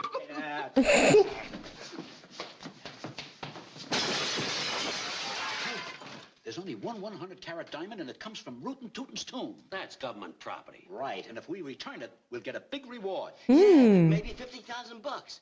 Boy, with that kind of money, we could rent a one-room apartment in Hollywood. But that Emer Schmo is a cutthroat. Suppose he cuts my throat. Well, now don't worry. We'll be disguised. We'll find the shortest way. Now here, study this map closely. It's a bad map. Oh my goodness. Bay of Rum, hot tea, or hot sea. Oh my goodness.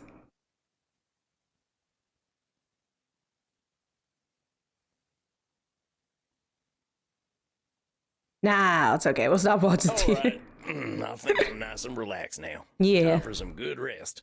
The real journeys are still to come. Heck yeah. It's supposed to be a person. Oh, I was about to ask if Squid was frozen. No. I think that the TV froze a little bit, but that's okay. Tonight's the night. Time to hit the dusty trail back home. Hey, Atomic. Ow. You ain't gonna take any sunrise strolls, right, Chief? I am fine now. It was a momentary lapse of self-awareness. That's good that they're not hiding it. I have much to regret, but much to live for as well. Hi, how you doing? I believe that you can turn Heinrich Kramer, Samuel, and I wish to help you as much as I can. You better, Sugar Blood. You know I can stay if you need me. Mm-hmm. No. I cannot hold you or Samuel back. We all must continue on our paths. On my honor, I will continue as well. Spicy juice? For the last Sprite? 3,000 years. Did you have Sprite? Is that the spicy juice? You are already packed, and I would not see you delay. I guess this is it then. Last time I'll see this bar for a while. Immernacht shall not be the same without you, but it will be something new. You want a giveaway? Nice. Better. Ooh. Oh, if you're looking for a new snack, there's this fellow who's been roaming around. Name of Kieran. We have met. I should very much like to know him better. But do not worry for me, Samuel. A vampire is always comfortable with a little quiet. Regardless, I have my cats to snuggle. You have cats? Now then, let us go outside. I shall see you off. Well, here we are. Guess this is it. Samuel, my dear, this is not an ending, but a beginning. Do not think that I have nothing left to teach you. Good. We will speak over the internet. I do not release you from therapy. Reckon I got plenty of work to do still anyway. We all do. Good. Now, Crimson, come. Embrace me. Aww. Oh. Gosh. Should I be here for this? I'm gonna miss you, Sugar Blood. Sugar Blood. We will see each other again before long. And when we do, I will give your body pleasures that you cannot conceive of. Andrew? First, Andy? I will make you... Andy, I'm here! There's the American I know so well. I don't mind, but Twitch will. Very well. I bid you both an exciting journey. Now get out of here. Tears are unpleasant to our kind.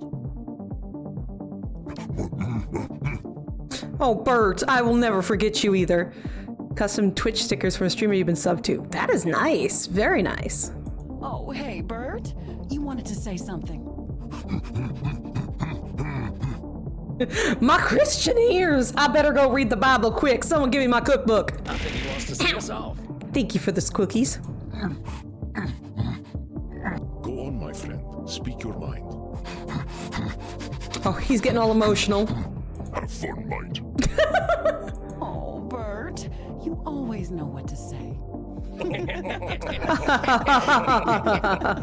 Now freeze frame. That's it then. In the past months, I've learned more about myself than I did in the last 2 centuries. I got reasons to hope that I can put my skills to use back home, and that I can help anyone who's ready to be helped. Good. Yeah, update me on the squid. For the first time in my life, I got real friends who can't die. And together, we can be better vampires than we ever were alone. I was lost once. I didn't know what I was put on this earth to do. I didn't know why I died. I didn't know who I was.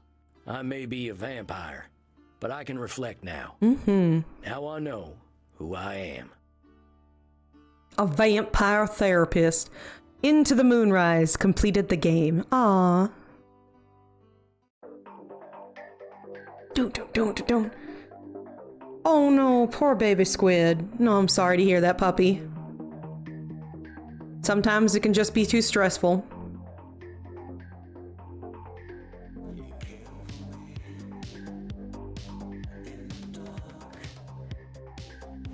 Yeah, you did, but, you know, sometimes it happens. It's unfortunate, but hey, you tried, and you were even gonna be like, ooh, they got historical consultants.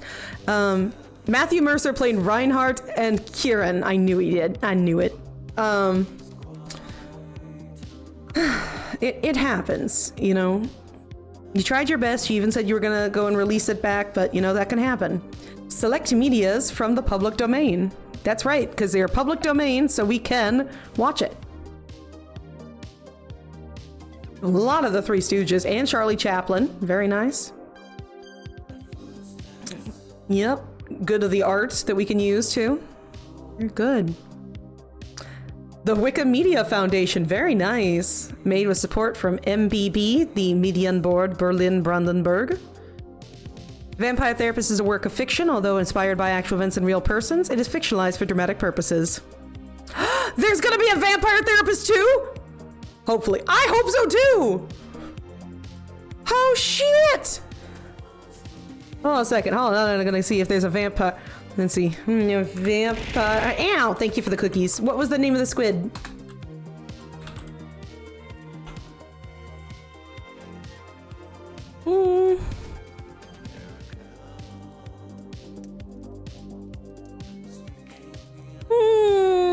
Not yet, not yet. Apollo. Aw, that's sweet. All right, so we are gonna do the 3 prequel things right now after this, but I gotta take my break because it's been 2 hours.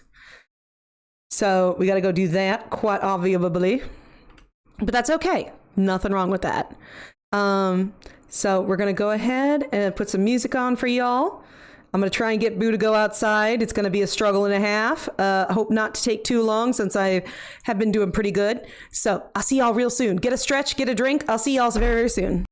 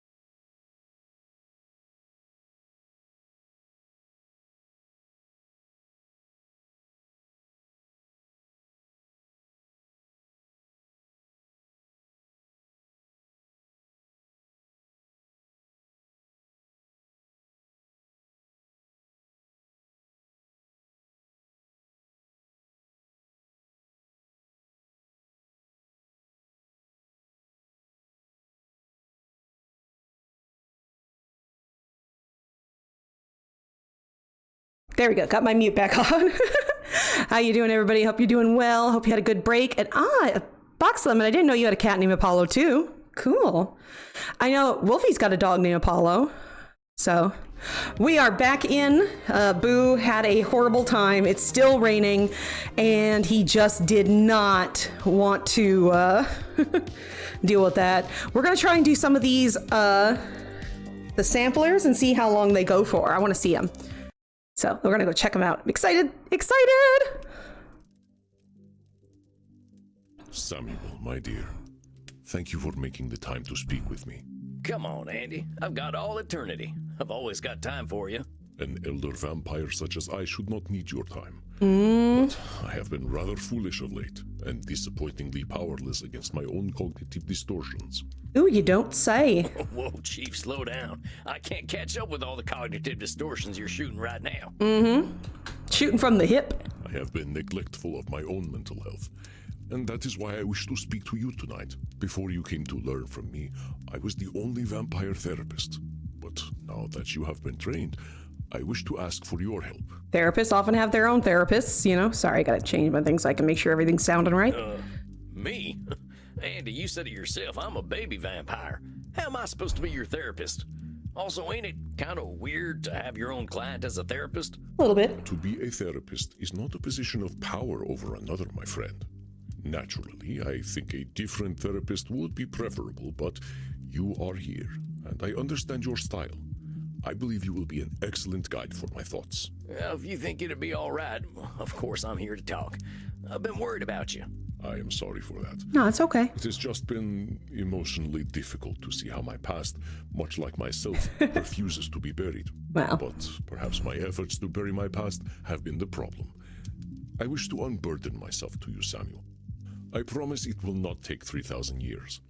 I suppose you should pick what cognitive distortions I am likely to exhibit. I think we both know what my chief distortion is. As reformed vampires, we have similar mindsets. Too true. It's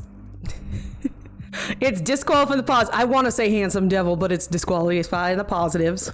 It's disqualifying the positive. I guess it comes with the territory of being former bad guys. It shall ever be our crucifix to bear. What other distortions do you think I need help with? Control fallacies. Mind reading. Nosferatu. Always right. That's what I'm going to think. Okay, Andy, I think I'm ready to talk. See? No gun jokes. None gun. Do you mind if we play a game while we speak? Oh. Much of what I will recall will be difficult to talk about. Sure. Well, sure thing, Andy. What'd you have in mind? Hangman? Let us play a little Settlers of Wallachia. No! Sure thing, Chief. Kind of funny how everything we do has to be vampire themed, but I'm game. Hey, focus. The game doesn't want to talk about that. We cannot escape our natures, as Dr. Drain might say. What would you like your first move to be? Fuck. I don't know how to play the Settlers of Catan. I assumed Harvest Blood? I think I'll harvest some blood. Never know when you might need some for a rainy day. Indeed, there is nothing like sitting by a warm fire listening to the rain with a cup of warmed blood. Or orange juice. I would not suggest warming it, but you know. Now then, let me tell you the story of my early days as a vampire. Here. Perhaps this will tell you something of my origins. Jesus. Please be careful with it. It's nearly as old as I am. Dang, nearly. This thing belongs in a museum. One could argue the same about us, my friend. But this vase has emotional value to me. This poor vampire with a spear in his chest, his name was Machariel. He was my bloodfather, and the love of my short life. He was 6,000 years old. Holy fuck. He knew secrets from another age. He taught me how civilization had restrained the human animal. We did not even need to speak. He could communicate poetry with a single glance. He's got them sexy eyes. This is the night he was killed by the Trojans. They attacked us in our sleep. I woke up to their laughter and his sweet blood splashing across my face. Ooh. Shit. Dang, Andy. I can't imagine how traumatized you must have been. Your heart must have been broken to pieces. No. I did not allow myself to mourn. If I shed a single tear, it would have been my end. The pain I felt was so heartrending. I knew it would be my permanent death. Chief, that sounds yeah, come a little on. extreme. Emotional pain is real pain, but it doesn't kill on its own. Yeah, let's not talk about broken heart syndrome, okay? I got no doubt that dealing with your partner's death would have hurt for a real long time, but people have been losing their partners since before we had words to speak with, and they all survived that pain. Yes, I was young, Samuel. Like Edmund, I believed my pain was above all other pain. It is difficult to challenge a young vampire's extreme emotions. True. I could not face my own sorrow, and so I turned my still heart toward anger and vengeance alone. And my vengeance was mighty indeed. I tortured Mechariel's killers, of course, but this did not cool my blood for even a moment. I was resolved to taint their entire race. I planted a seed of darkness in the Trojan people that would blossom into a corrupted Roman Empire. Is that a Nosferatu again? Man, Andy's kind of reminding me of Isabella d'Este right now. Control fallacy. Hold your horses there, boss. You saying you caused the fall of the Roman Empire? Yeah, did you? Yes. The Trojans made Mechariel bleed, so I ensured that their fields were sown with blood, and all their harvests would taste of death. I don't think so. Their empire would be tainted from the start, built on suffering, and I aimed to ensure they would suffer. I guess men really always have been thinking about the Roman Empire, but that's a lot to swallow, Chief. I don't know that one man can bring down an empire. I mean, Odysseus. Perhaps. But I can draw a direct link from my actions to the tainted history of Rome. Mythology says that it was Athena who brought down Troy, but it was I. You'd look really great in a nice Athena suit. You see, it was I who eliminated the opposition to letting the Trojan horse into the city of Troy. Ooh. I'd like to show you a painting I commissioned of this event. I think you would appreciate it. Well, hot dang, that is one beautiful horse. Of course, Sam loves the horse. I thought you would appreciate the craftsmanship.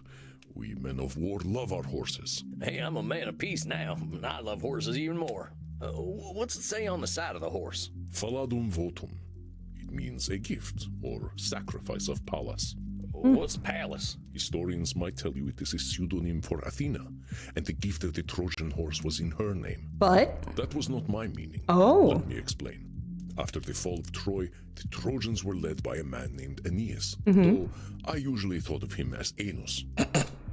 Real mature, Chief. Yeah. Now, Samuel, I was young. Anyway, Aeneas was the ideal the Trojans wished to live up to. He was extraordinarily handsome, strong, and wise. Not a mindless killer like those who killed my Mechariel. But I would reveal this ideal to be false. I knew the mind of Aeneas. He was a Trojan, and like all Trojans, selfish and cruel. I would prove there was nothing redeemable about a Trojan. Oh, but Chief, before a Trojan's a Trojan, they're a human. Maybe Trojan culture taught some of them to be a certain way, but being Trojan ain't in anyone's blood. Besides, ain't it you who's always reminded me that vampires don't have nationalities? Too true, too true. You are of course correct, my friend. Aeneas was born a human, not a Trojan, but I wished to hurt him and all his people. After the siege of Troy, the Trojans were a landless people. They drifted across the Mediterranean to the great city of Carthage in northern Africa. Carthage was run by Queen Dido, and even then, women proved more stable rulers. Her people were happy and content and did not fear the immigrant Trojans. Oh, did you change their thought? They welcomed the wayward foreigners and invited them to settle in Carthage. They were offered fields to farm in, protection, and a fair place in the city. As it should be. Indeed, Dido herself fell deeply in love with Aeneas, and he with her. It seemed the Trojans had found their peace. And you took exception to that. But for me, this was not fair. Why should the Trojans live in peace? Why should they smile when I wept for Mechariel? I believed they should suffer. I made certain that Aeneas and his Trojans would no longer be welcome in Carthage. I seduced pure Aeneas. Oh. He was not so pure when I was done with him. Wow. Seduction was always a great skill of mine. You're seducing me through a computer screen, so I absolutely believe that. I never would have guessed. But I made sure that Queen Dido saw us.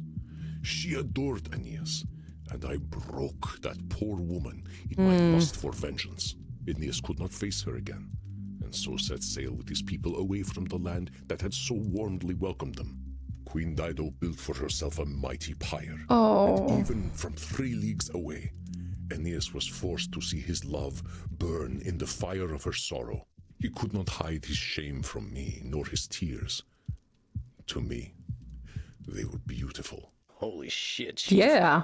I get that hurt people, but dang. Yeah. Could have turned it down a notch. Set your... oh, God. Oh, that was not even the end of my vengeance. Because Aeneas is still alive. But first, I believe it is your turn to settle Wallachia. What are you going to do? Buy sexy leather outfits. I'm going to destroy mirrors.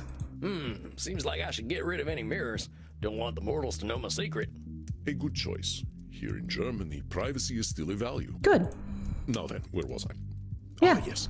The Trojans left Carthage for the northern Mediterranean. In the land we now know as Italy, Aeneas met a noble Greek man named Evander. And to my Why do I know that dismay, name? They set aside the horrors of the Trojan War and became allies. Evander's people were warring with a local tribe, the Rutulians, led by a bloodthirsty boy named Turnus. So you were helping Turnus? In the dark of night, Yeah. I joined with Turnus. I trained his people in the art of war. I taught Turnus how to fight as a man who fears neither death nor shame. In the ensuing battles, the child of Evander, Pallas, was killed by Turnus, despite Aeneas' protection. Aeneas was enraged that his peace with the noble Greek Evander was threatened. And so, day after day, he slaughtered Rutulians until Turnus' people became afraid and began to turn against their leader. Oh. Knowing that Turnus would lose, I convinced him to challenge Aeneas to single combat, a final battle. But Turnus would only lose his life. I was determined that Aeneas and the Trojans would lose their souls. I convinced Turnus to wear the belt of Pallas, the child of Evander he had killed, as the trophy. No. As I predicted, Aeneas easily defeated Turnus, ending the war against the Rutulians. But as Aeneas extended his hand in mercy, he saw the belt of Pallas, and that mercy melted away. Andromachos really knows human nature. He drove his spear into Turnus' chest, and Rome was so founded, not in mercy, but in blood. So you see, Samuel, I was the cause of Rome's bloodlust. Every cruel emperor, every colonial injustice, even the spectacle of the gladiators, they were my doing. I think Andy's giving himself a little bit more credit than he deserves. So you see, No. So you see, Samuel. No. It's control. But Chief, that's assuming way more power and blame than you can take credit for. Yeah, you didn't hunt every single, emperor, did You you? hurt them Trojans, sure enough, in ways they couldn't erase. But you can't suggest that you created the morality of people who weren't even born yet. I understand this now, but I do not wish to erase the part in Roman history I had. But you are not the controller of it. After all, this was only the beginning of my evil deeds against the people who once called themselves Trojans. I'm sure you would agree that the things I did to the Trojans were horrific. Oh, it was. Because of the loss of my lover, I aimed to taint the soul of an entire people. In the last 200 years, I have done significant acts of good. I feel Andy feels responsible for his unlife. Yeah, his unlife, his lover and bloodfather's death. I feel like he feels because he couldn't mourn, he needs to be raging, as a young person might feel that way. Did you get, as you get older, did your hair grow like that? Or I have uplifted the poor. I fought the scourge of fascism. I have helped vampires find the peace that was so elusive to me. But the good I do now is washed in the blood of millennia. And all the good shall be lost in time. But Andy, who asked you to compare those evils to the good you do? Is the Andy of today gonna do more of them evils? He will certainly aim not to. And that's already much better. So why are you cutting him down? Yeah. Would it be better if he didn't commit acts of good? Do you need to remind him he's evil every 5 minutes? Or is that disqualifying the positive? You see why I also need a therapist. It's true. Knowledge of cognitive distortions does not mean that I am immune to them. So you've taught me. But I like the Andy I know, so I'll thank you kindly not to be such an asshole to him. Yeah, don't be an asshole. Crimson does say that she likes Imernak to be an asshole free, so I would not wish to disappoint her. But regard well. I have cleared all of your souls, and am now the Voivode of Wallachia. Oh shucks, these German board game rules are so complicated. And I have had thousands of years of experience in the art of war, my friend. Next time, press your advantage. You may do a little better. All right. But for now, let us go down and party. I am DJing tonight, and it is time to get down and boogie, as the children of the night will say. I think that's a couple decades old, but... Oh, are the mortals still saying that? I don't actually know, but I am ready to let off some steam. Come, my friend. The night awaits. Away! Spanish Knights. Right, we're going through all of his background. So we're going on to the middle portion of his life, the middle agery of his gooddom. Doom. Hello, Samuel. Let's see. I want to see if there's anything new in the My Ramblings.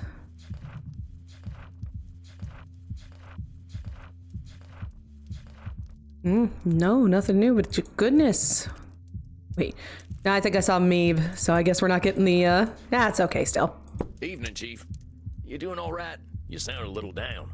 In truth, my friend, I have been dreading this evening. I appreciate your taking the time to point out my cognitive distortions, but there are some elements of my past that are especially painful to sort through. Hey, we were both bad guys, Andy. But we're not anymore, and that's what matters. We're trying our best. This is true. Cognitive distortions are by nature illogical, but I have you to help me clear them up. You should decide what distortions you'd like to focus on tonight so that we may begin our work. Let's see. Definitely Nosferatu. Always right. I think he talked about some fairness fallacy there last time, and I'm going to go control fallacy. So let's go with it. I think these will suit me fine. Lay it on me, boss. Hit me big time. It is time for me to stop delaying. I suppose you might be able to guess what aspect of my past is giving me such distress. Is it my blood daddy? It's that ATIS joke. It's your slutty Pat. It's Heinrich Kramer. You're thinking about Heinrich Kramer, ain't you? Yes. My actions 600 years ago bring me no end of shame and regret.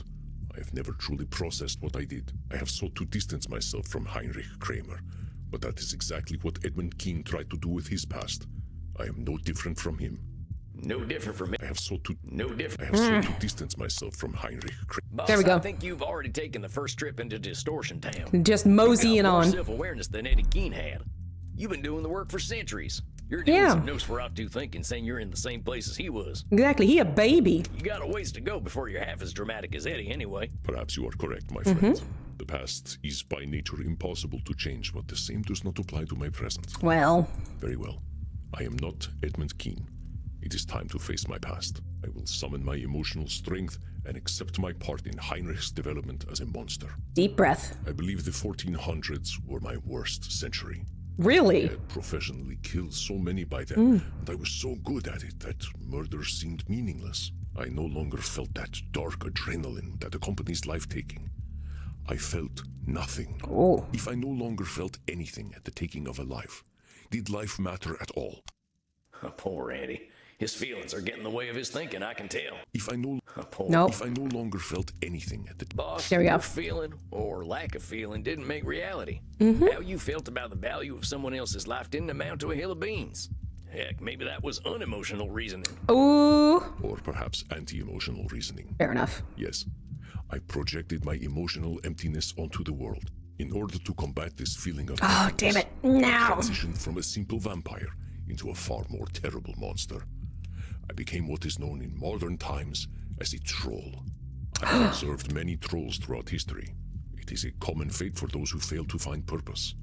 Ironically, it is often those who are most privileged who become agents of cruel chaos. True. Oh, like that billionaire fellow who runs all them companies but spends all his time being a low-down varmint online. I'm blanking on his name. Is it Elon Musk? I'm afraid I'm unfamiliar with the man. I think that'd piss him off more than anything. Good, because it's definitely him. It makes sense for a mortal billionaire to act in this way. Being so powerful yet feeling your impotence on a global stage is a strange kind of pain. Heinrich Kramer was such a man. I was doing business in the southern regions of the Holy Roman Empire when I met him in a tavern. He was drunkenly ranting and raving about the sin of Eve, how women were the cause of all evil, that witches surrounded us. He had gathered quite an audience, who delighted in egging him on to sound even more ridiculous. Well, I could definitely know about people like that who like doing hate viewings of certain terrible things. By the end of the night, he was spouting some nonsense about how breasts were chest horns and that all women possessed a sacral hump indicating a vestigial tail. Hey, in chat, if you got some chest horns, go for it. Wait, what? Was this fella serious? It was like a stand-up comedy show, but with more vomiting and misquoted Bible verses. But I was very old already. I saw through the humor, through the true hatred beneath. I cannot believe I ever saw value in such a fallen one. I ought to be ashamed. Now hold up there, Chief. You've been a fallen one yourself, haven't you? I'd say you always had value. You have. Heinrich Kramer's an asshole, I ain't gonna deny that. But he's a human asshole. I mean, not that he's literally a human asshole. That would be pretty gross. That would be. I understand your meaning, Samuel. You are correct. I again let my passions get the better of me. Well, that's okay, Andy. All we're doing is being aware, right? You are, of course, correct, my friend. I will continue. Go ahead. Heinrich was already an influential friar in the Dominican order, with ties going all the way up to the Vatican. But his hatred was childish and personal. His persecution of witches failed because he seemed entirely petty. I functioned as his mentor and press relations manager. He would need one. Wait, so you were a warrior, an assassin, and a PR guy? I mean, he dresses well enough. Is it so ridiculous? Assassinations are often public relations moves. Dictators have their critics killed for professional reasons, not just personal ones. Anyway, I turned his rambling manifestos into something more grounded. We made a scholarly appeal to Pope Innocent VIII to condemn witches, and he was only too glad to issue a papal bull. Wasn't that Borgia? Well, what's a papal bull? It's a memo issued by the Pope to alert Christians to new positions or doctrines of the Church. In this papal bull of 1484, the Pope condemned those who consorted with devils, incubi, and succubi, and those who cast spells. It does sound like a bunch of bull. You are not the first to think so. This papal bull was largely ignored. Pope Innocent VIII was not a well-regarded pope. At this time in his life, he was a frail old man, mostly surviving on the breast milk of teenaged girls. He was far from a spiritual authority. Yeah, they did that. Yuck. I'm starting to see where the Puritans came from. The late 1400s often mirror our current times, I find. Intensely concentrated power does terrible things to men, especially when they feel threatened. True. Heinrich was intensely disappointed when this papal bull did not result in the widespread persecution of women. I encouraged him to intensify his efforts. Had it not been for my encouragement, perhaps the Inquisitions of the time would never have happened. I think you're laying too much of the blame on yourself, Chief. He had to do it himself. Yeah, you played your part in Heinrich's evil doing, but he did too. Maybe if you hadn't encouraged him, someone else would have. Or maybe he didn't even need any help. Yeah. You can't know. Yeah, you don't know. It is hard to imagine that he would have achieved his goals without me, but perhaps you are right. I cannot know. It is very easy to assign myself all of the blame because I can control my own actions. And you can look back at things and try to figure that out. You know, you can look and be like, well, obviously, if I hadn't been so good at this. Well, that's right. And you can't control Heinrich's actions. Mm-hmm. See how the student becomes the master. Yes, you are correct. I could not control Heinrich, but I did help him. It was at this time that I offered Heinrich the chance to dedicate his immortal soul to his dark work by taking it from him. The supreme, delicious irony of welcoming a hateful man of the church into eternal darkness was too tempting for me. Of course he took my offer. He was all too eager to devote eternity to his hateful work. And just because I thought it would be funny, I told him we needed to have homosexual sex in order for the dark ritual to work. Andy! He was so eager to abandon his beliefs to indulge his hatred. Well, I guess he didn't die a virgin. Jeez, Chief. You really ain't too picky about who you're getting intimate with. You are such a sweet blood, Samuel. Sex need not always be about intimacy. True. In this case, it was the cruel irony that gave me satisfaction. Heinrich took to unlife well. He dedicated himself wholeheartedly to his great book, the Malleus Maleficarum. Oh, you mentioned that before. Well, what was in this book? Here, take a look. I have an old copy. This is a Good manual of lordy. sorts on how to identify, persecute, and kill witches. It was a work of dark fantasy garbage, unworthy of any respect. Jeez, Andy. I feel like you ought to burn this thing. Smells like brimstone and bad news. No, Samuel. If the past does not teach us, we will be doomed to repeat it. It's too true. I kept it to remind me of just how far I had once fallen. I gave him the brilliant idea of attaching Pope Innocent's papal bull to this work in order to give it legitimacy. We also fabricated an endorsement from the University of Cologne. Fact-checking was so slow back then that it would take decades to challenge the legitimacy of such an endorsement. Sounds like an election debate. Ba-dum-ba. You see, my friend, mortals are eager to follow instructions.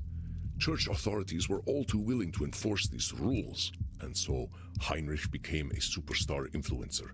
His works spread across Europe, and witchcraft, once a superstitious joke, became a very real problem to the public. This climate of persecution spread throughout the Holy Roman Empire, and would later fuel witch hunts even in your own country. Yeah, didn't do too well there. But even this systemic persecution was not enough to sustain me. Acceptance of radical ideas has a way of normalizing the radical, and I soon became bored of Heinrich. Wait, you helped make a witch hunting manual popular throughout Europe, and then you got bored? I mean, he's pretty old by this point. A troll requires fuel to feel they matter. If a troll ceases to be radical to others, they are beings without purpose. Fair. I told Heinrich as much when I dumped him. I said that he bored me. He was a mere tool to be used. Oh, dang, Chief. You didn't think much of Heinrich after all, did you? Nah, I never did. Many spoke of mortals as insects. I felt much the same way. When you are more than 1,000 years old, it is easy to fall into such thought patterns. Legitimizing witchcraft was a significant accomplishment, to be I sure, guess so. but its fulfillment left me feeling empty. When the clerical authorities began persecuting witches on their own, I felt rather left out. I wanted their persecution to happen because of me. But Andy, the actions of others weren't just because of you. Mm-hmm. They got that dirty old manual you held right, but it was up to them to decide to listen to it. True. You speak truly, my friend. I wish you had been around back then to speak with me. I wasn't even a blink. The existential angst of a very old vampire is hard to communicate. I just wanted to feel that I mattered somehow. By 1492, I had to go somewhere where I feel more effective as an agent of chaos. And there was no better place to go than Spain, specifically Granada. Oh, Granada, Spain. Spain in 1492 was a mess. Oh God, it was. For more than 260 years, Granada had been a center of learning. The Muslim Nasrid dynasty ruled, but Jews and Christians were allowed to practice their religion and even rose to high positions in society. I believe they had to pay like a tithing or a tax to be able to, but they were allowed to practice. But when Ferdinand and Isabel of Castile arrived with the Spanish Inquisition, it was incompatible with the harmony that defined Granada. I smelled blood, for lack of a more apt phrase. My instincts were correct. I arrived in Granada in April. Though the stones were still stained red, its conquerors were hungrier for blood than I was. Ferdinand and Isabella had just sanctioned Christopher Columbus's trip westward in search of treasures to fund their conquests. Hey, I know this one. In 1492, Columbus sailed the ocean blue. You got it, Sam. I have heard this poem as well, but it did something quite terrible. Do you know what it is? It brought you to the New World? It rhymed not and hot. They were, natives and Columbus ain't buddies. I'm pretty sure the Native Americans and Columbus weren't pals. Indeed, Columbus brought several of them back to Spain as slaves. I doubt the few that survived were fans of his. The journey of Columbus was not a noble journey, but a savvy and cruel move by Ferdinand and Isabella to solidify their tenuous position as rulers of a unified Catholic Spain. Thank you so much for the lyric box, Lemon. Enjoy. If I could find my way into their court, I could commit such devilry. It would not be easy for a dark-skinned demon like me to worm myself into their graces, but I found a way. Let me guess. You seduced Ferdinand. Or Isabella. Or both? Samuel, I am hurt. You think I just fucked my way through history, don't you? I mean, you're a seductive bastard. Oh, shucks, Chief. I didn't mean nothing by it. I just saw a running theme and thought... Well, you were right. I seduced Isabella of Castile's chief advisor. They called her La Latina. Ooh. What a woman. Here, I have a painting of her. Her name was Beatriz Galindo. She was one of the most learned mortals I have ever met, if not the most. Looks like she's wearing a hennin? It's a medieval headpiece they used to wear. This painting does not capture her essence well, but she was also devilishly attractive. I could see it. There is nothing sexier than an inquiring mind, and Beatriz... she was one of the sexiest women I have ever known. You sound a little smitten there, Chief. Better not let Crimson hear. She knows about Beatriz. Not everything, of course. She doesn't need to hear the most intimate details. Oh my. Do I get to hear it? Seeing as you are acting in the capacity of my therapist, I can tell you, yes? She used to do this one thing with her finger. Whoa. You know, I ain't a Puritan. I just think all this stuff should maybe be done behind closed doors. I'm sorry, my dear. I don't wish to go too far, but I will still unburden myself. I believe I did Beatriz great harm. Oh. She was newly married when I met her in Granada. Oh dear. Her husband was a man named Francisco Ramirez de Madrid. As his name implies, he was of Madrid, meaning that his lovely wife was often left alone in Granada. Okay, season he's a reason to seduce her. It took me an entire month to get her into bed. Perhaps the longest courtship of my entire life. Shucks. For an immortal being, you don't take your time much, do you? This guy is a seduction machine. I don't usually have to try, but Beatrice was a woman of principle. She was not ready to cheat on her husband or her holy vows. She did not share her body with me immediately, but in her mind... I didn't get mind reading! Done 1,000 times already from the first day we met. Damn it! I knew her by reputation before I met her, and I knew the way into her underclothes. Oh. It was through Latin. Oh, what a sexy language. Other than myself, she was perhaps the global authority on Latin, largely an unspoken language at the time. I quoted Virgil to her, the story of my old nemesis, Aeneas. Aeneas. You mean Aeneas, right? What did I say? You said anus. You definitely said anus. Oh, my mistake. Anyway, I knew I would be her match in Latin, so I told her, Nunc scio quid sit amor. Now I know what love is. Oh. She admonished me for my forwardness, but did so with a smile that she could not hide from me. With her husband in Madrid, I spent the warm Spanish evenings with her, drinking her blood and sharing thoughts of terrifying intimacy. My goodness. Oh, meaning you got up to a lot of kinky stuff. We talked about the finger. Oh, the kinkiest. We probed each other so deeply. Do you know what we did? I need to know. I can guess. We discussed Aristotle. Oh, you slut! Oh, okay, maybe I can't guess. You cannot know true intimacy until you have delved deeply into Aristotelian logic, biology, and virtues with another. But Samuel, I used her. Oh. Even with the bond we formed, a bond that few couples on this earth could ever achieve, I used her. Through her influence, I was able to embed myself into the Spanish court. I introduced Ferdinand and Isabella to the Malleus Maleficarum. They adored it, of course. They loved blood as much as I did. Well, you need blood, but... So you were feeding poison to a couple of already rabid dogs? Yes. It inspired their brutal actions against the conquered Muslims and Jews, which delighted me in this foolish troll era of mine. After evenings discussing mystic ancient virtues with Beatrice, this was a great betrayal. I deserved to suffer for helping Heinrich, and I deserved to suffer for using Beatrice. I know how Andy feels, but we can't rely on karma to settle our affairs. I deserved... No. I deserved... There we go. Andy. I felt the same way so many times, especially about Princess and my wife. True. But you taught me about that fairness fallacy, right? There ain't no such thing as just desserts. Bad things are gonna happen to good people, and good things are gonna happen to bad people. Doesn't disqualify all the things. There ain't no rhyme or reason to it. We don't get to decide who gets rewarded or punished. I know, Samuel. The regret remains, though. Beatrice was a treasure. I did not respect her nearly enough. Maybe true. I think she was trying to save me through our conversation, Samuel. I might have charmed her with my voice and my words. I mean, you're charming me. She knew who I was. Have you read much about Aristotelian ethics? Actually, yes, I did have to take an ethics class. We didn't discuss a lot of Aristotle out on the range. I think he will not be so alien to you. He described a concept known as the virtuous mean. It is not so different from the middle path we speak of so often. Between purposelessness and overambition, there is fair ambition. Between shyness and shamelessness, there is modesty. Reminds me a lot of Isabella d'Este and Dr. Drain. Exactly. We cannot sustain being individuals of pure vice or pure virtue. There is no peace in such ambition. Too true. I could not hear her wisdom. I was 2,500 years old. Who was immortal to talk to me about ethics and virtue? Oh boy, I know there are plenty of ignorant old vampires. Age don't make for wisdom by default. But I could... Nope, damn it. Damn it, is it always right? There it is, damn it. Now you were being always right. Mortals have got a heck of a lot to teach us. They do. Sounds like Beatrice had a real good head on her shoulders, like them transcendentalists I was lucky enough to get to know. If you've never gotten to read a bunch of stuff about like ethics, morals, and stuff like that, find some good ones and get a good read. It's good to do, just to stretch your brain out even. I think mortals are better at asking themselves immortal questions than we are. You are right about that. It seems that we immortals are excellent at delaying those questions, sometimes for millennia. Even at 3,000, I am certainly not always right, as you have proven to me several times over. Oh, shucks.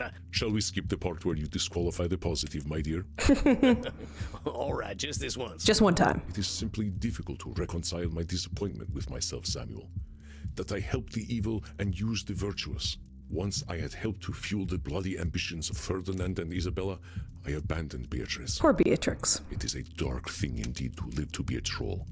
There is no fulfillment in such a life, only pain. A troll such as I was is a societal toxin. We break down the social contract and reduce humanity to a bestial state. If trolls are as powerful as Andy's suggesting, we got some real problems. A troll such as... I think you're giving trolls a little too much credit there. I had this conversation with Dr. Drain once, where we talked about how a vampire is a vampire. And a horse is a horse, of course. Oh, well, a troll is a troll. They don't control the fate of the universe. A troll's got the power to be a nuisance, but it's up to everyone else to play along with them. From my perspective, a troll is a pretty damn weak person. Mm-hmm. Yes, you are correct. I was weak. I give myself both too much credit and too much blame. Quite a human paradox, is it not? Too true. You're still human, Chief. Alas, I believe I was a far more successful troll than I have been a sincere human being. I used Heinrich and Beatrice more effectively than I have ever helped kindly vampires. Andy, you're disqualifying the positive again. You are. Whatever troll you were in the past, comparing him to the Andy of today is as useful as milking a bull.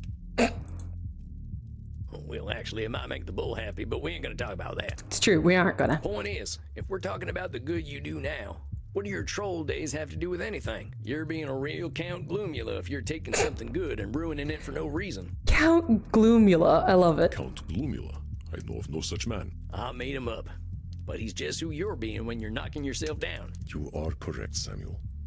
May that Andromachos remain buried. I will not forget him, but not so that I might torture myself, but to remember how far I have come. That is very good. I must say, I am feeling much less burdened having spoken with you, my friend. I feel as though I am in bat form already, with the wind beneath my wings. Aww. I'm glad to hear that, Andy. I don't want you weighed down. Would you like to go out for a night fly with me, my friend? That sounds like a mighty fine idea. Then let us go. Bat out. The moon is high and the night awaits. So sweet. That's so good. Join Sam and Andy next time for Fathoms Below, which we are getting to right now. Like I said, these are very short, and I don't have couples therapy. I'd have to go get that.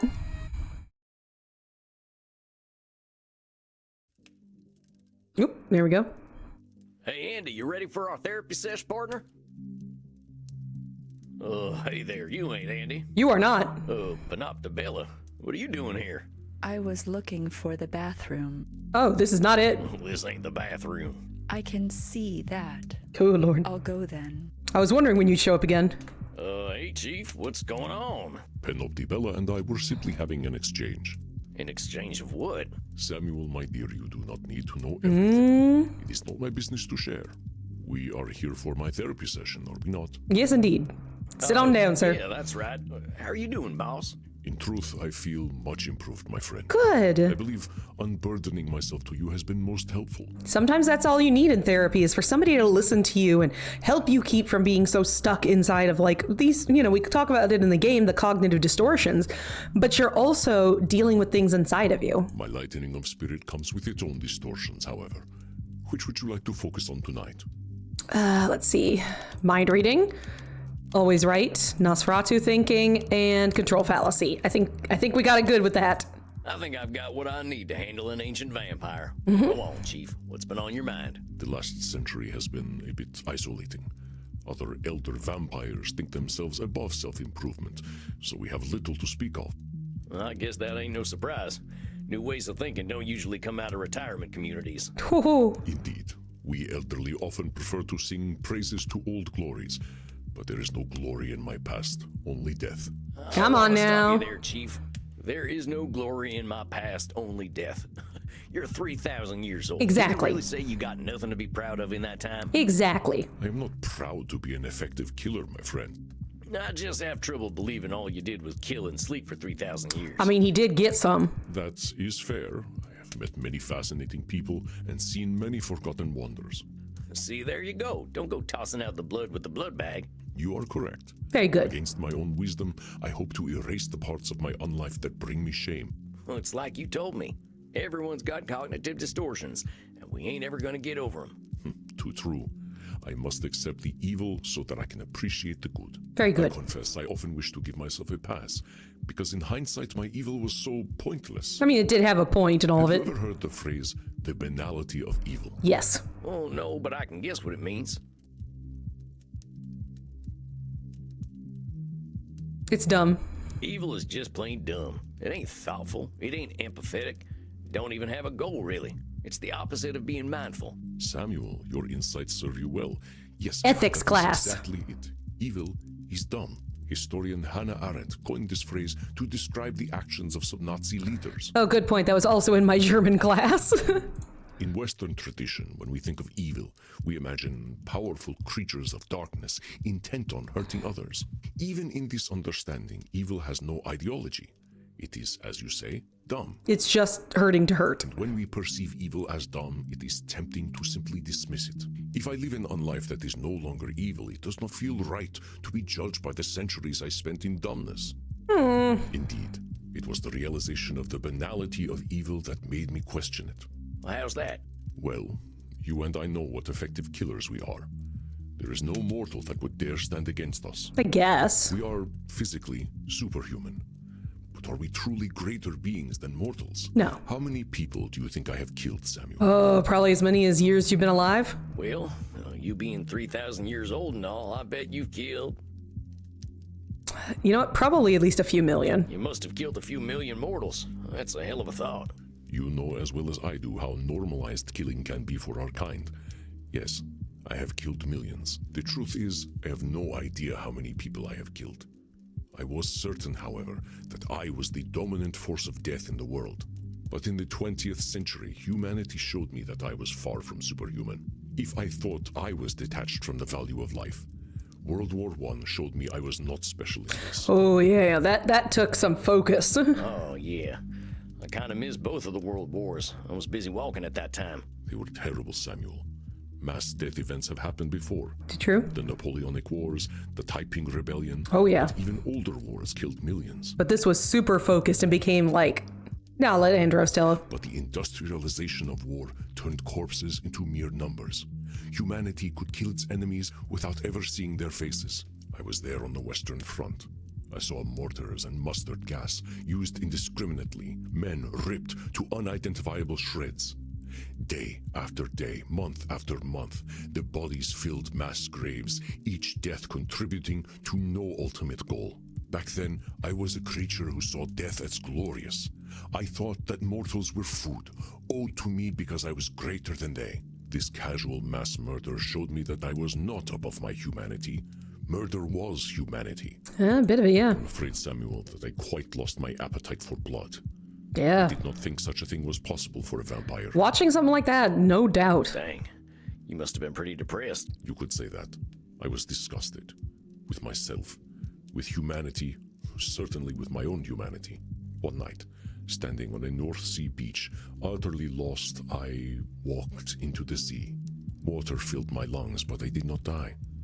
I kept walking into the cold gloom to whatever fate would befall me. Shark. What were you thinking in that moment? I was not. Without a purpose, all I had was walking. That was all that mattered. That actually does make a lot of sense, I reckon. I did much the same thing. I thought you would understand. Yes, I did not walk for a purpose. Perhaps I was walking to find a purpose. You were Forrest Gumping it. So, what happened? The light of moon and sun faded away. I saw things in the darkness. Flashes of nightmares, giant eyes peering at me in the gloom. I felt the heat of volcanic plumes. Saw explosions of strange life in the corpses of dead whales. Good lord. Predators like myself abound in the deep places of the world. These ghosts in the darkness consumed one another, horrors feeding upon horrors. Listen, it's creepy down there. As I walked further still, I came upon the wreckage of a great ship, littered with material reminders of the mortals who once walked its decks. I will never forget the experience of seeing this symbol of humanity's power over nature decaying in the abyss. I had to sketch the great ship as soon as I could. It was named the Titanic. You saw the Titanic! The Titanic. I remember that story. John Muir would say it was a symbol of man's hubris. He could be a grumpy old cuss sometimes. I saw it more as a symbol of nature's ignorance of humanity's hubris. I mean, both are fair. The creatures of the cold deep paid it no mind, ignorant of the death all around them, for there were no bodies to speak of. I think it was then that I finally understood. Death, as a state of nature, has no meaning. Death only has whatever meaning we give it, and my death had none. You know, I'm pretty sure Eddie Keene said exactly the same thing. And I can't let you get away with it any more than I let Eddie. I do not deny it. Edmund was in some ways correct. If we do not give our unlives meaning, do they have meaning? True. Getting out of the That fridge. still goes for out to thinking and disqualifying the positive. You ain't the only one that gets to define the meaning of life and death. Exactly. Death doesn't erase the memory of a person, just the body. I suppose one could say their hearts will go on. For fuck's sake, Andy. I hope you ain't gonna sing it. Don't worry, my friend. I think we all heard that song a little too much. But you are right. I was so sure I understood death, but I was only beginning to understand mortality. I get it. There's a reason we're in the same business, I reckon. Your reckoning is well perceived, and I am grateful that I had my own reckoning. As I watched the creatures of the deep swimming among the wreckage of the great ship, I realized how small my life truly was. I had wondered for many centuries what it would be like to venture into space. Into the great ocean, that need was satisfied. Oh yeah, they're saying it's pretty much like that.